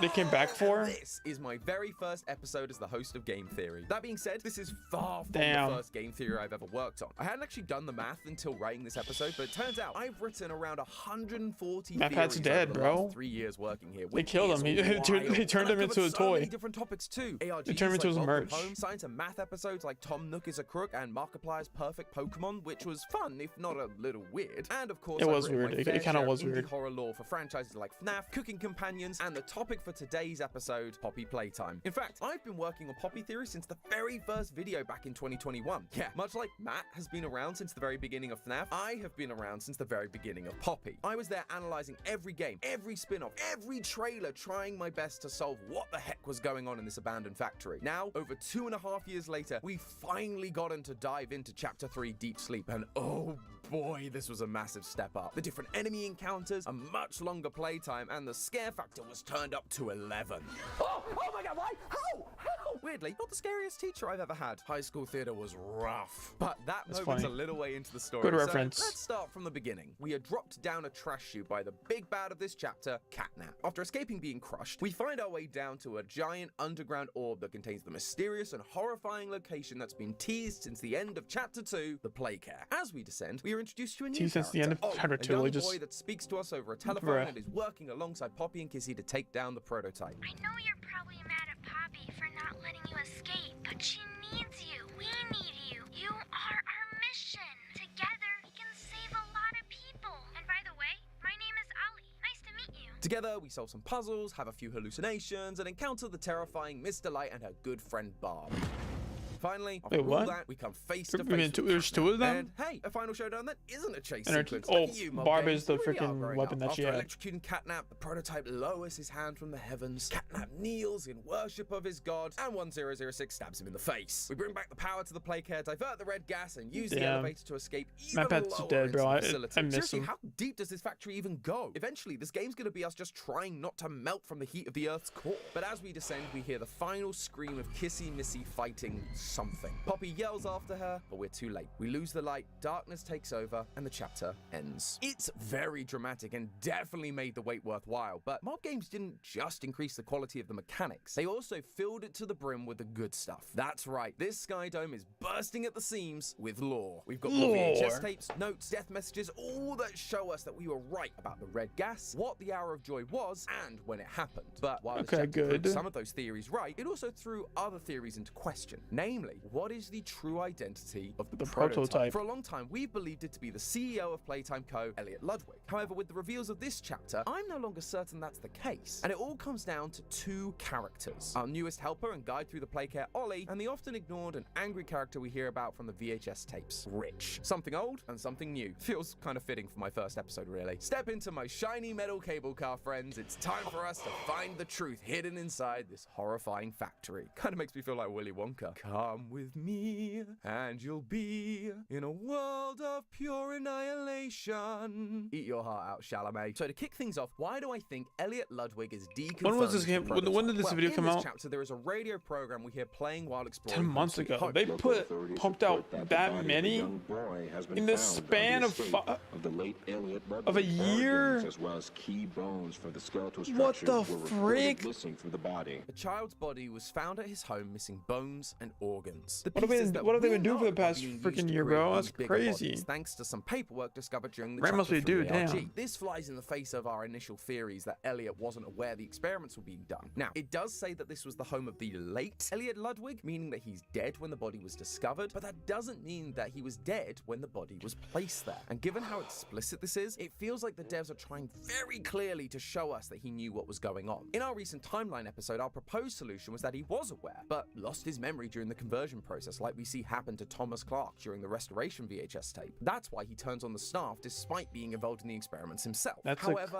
I'll be the crazy- first to admit that this is pretty speculative. We've not heard from Elliot piece of Ludwig lore. himself. Restoration is outside just a of the crazy, announcement for piece of Playcare. media, We've bro. assumed that he would become angry because we feel like he wanted to help the kids rather than hurt them thanks to the adoption posts around the factory, but it's a pretty loose connection. I also found this post from Reddit user Infinite Universe on the Game Theory subreddit that showed a drawing from Elliot Ludwig's office during Chapter Chapter 2. This drawing is addressed to Elliot, but notice what's at the top of the picture. Mummy Longleg's arm, meaning Mummy, experiment 1222, had to be in existence while Elliot Ludwig was still alive, so he cannot be experiment 1006. It's basic math. So this isn't exactly new evidence for Chapter 3, but it is great evidence nonetheless, and it was certainly new to me. Good job on finding that one, guys. So if it's not Elliot Ludwig, then who is the prototype? For that answer, we need to take a look at our something old Rich. If you have no idea who I'm talking about, I don't really blame you. To be honest, I kept forgetting who he was between chapters. Despite appearing in every installment, he doesn't seem to have any connection to the story whatsoever. He was working in the storage rooms in Chapter 1, he got demoted in Chapter 2 to the, quote, Island of Misfit Toys, which, you know, nice Rudolph reference there. But third time's the charm, I guess, because now in Chapter 3, he's back with another VHS in one of the caves we explore outside the Playcare. When I heard his name, I realized he had to be important to all this. And thanks to this new VHS, I think we know why.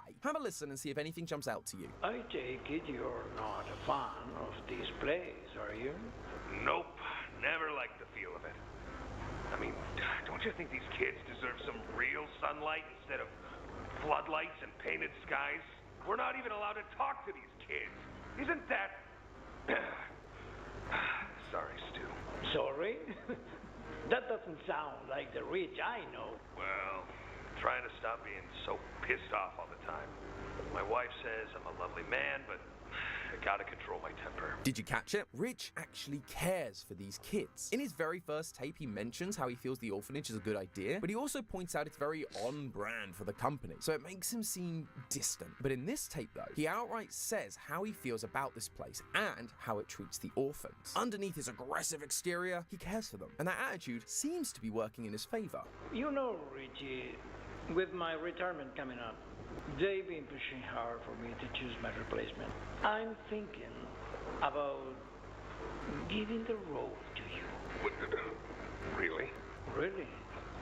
Nothing official yet, but I think there's a decent guy beneath all that graft. He's getting promoted. It's unclear to what position, but we do know that the higher up in this company you get, the more you begin to learn about the true nature of things. It's the executives at the company that are running the Bigger Bodies initiative, and so there's a chance that dear old Rich here got promoted and was clued into what was going on. And given his love for these kids, I have a feeling that wouldn't sit too well. This puts Rich in an interesting position as it primes him to potentially be the true identity of either the prototype or the player themselves. We know the player is an ex-employee thanks to the descriptions from Chapter 1. The player was recognized by both Mummy and Mr. Light, meaning he had access to both the game station and the Playcare, areas that were only really operated by staff members involved in the experiments. Plus, when we looked at the slides of the executive staff members in Chapter 2, one of them was conveniently missing a name, likely so he couldn't figure out who we were. If Rich is getting promoted, there's a chance he was given access to these facilities. But the letters didn't fit the name, though. Important part of the team. So much so that he was informed of the experiments they had been doing, which would have horrified him and likely led him to quit, only to return years later. The problem is, the letters that fell off the sign of the executive slides don't spell Rich, or Richard, or anything that would point towards him being an executive. The tapes also show Rich to be an aggressive type who isn't afraid to speak his mind. For him to miss the hour of joy, he would have had to just run away, which doesn't feel in character for him. I also don't think Playtime Co. would be particularly happy with someone who knew what was going on and had a tendency to make a fuss about it, just leaving their position. I mean, just look at Paul Rowan Stoll, fed to Boxy Boo for discovering the truth and planning to release it to the public. Which is why I think it is far more likely that Rich is the one that goes on to become the prototype. The VHS shows that while Rich is trying to keep it under control, he has a temper on him, which matches nicely with the prototype's violent tendencies.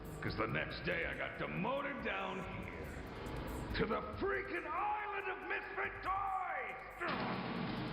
The prototype seems to possess an unprecedented level of intelligence, as well as an alarming willingness to commit violence. Rich is also temperamental, flying into these aggressive moods with very little prompting. It's just hard to be happy about it when manufacturing's on our necks about it, because we can't fight stupid ugly boxes! Which is exactly how Leif Pierre described the prototype during the Chapter 3 ARG, temperamental. Now, we know these experiments can lose their memories like Thomas Clark did during the Restoration VHS, but most experiments do retain some kind of core personality traits. For example, Catnap has unwavering faith in the prototype, something he had back when he was the orphan. A lot of their designs are very similar. I don't like how it's just all of them just have the same like big old smile which seems to and like kind of biggish eyes. Stopping children from being experimented. Like, I don't know, man. Like every main character has like a giant freaking smile on his face.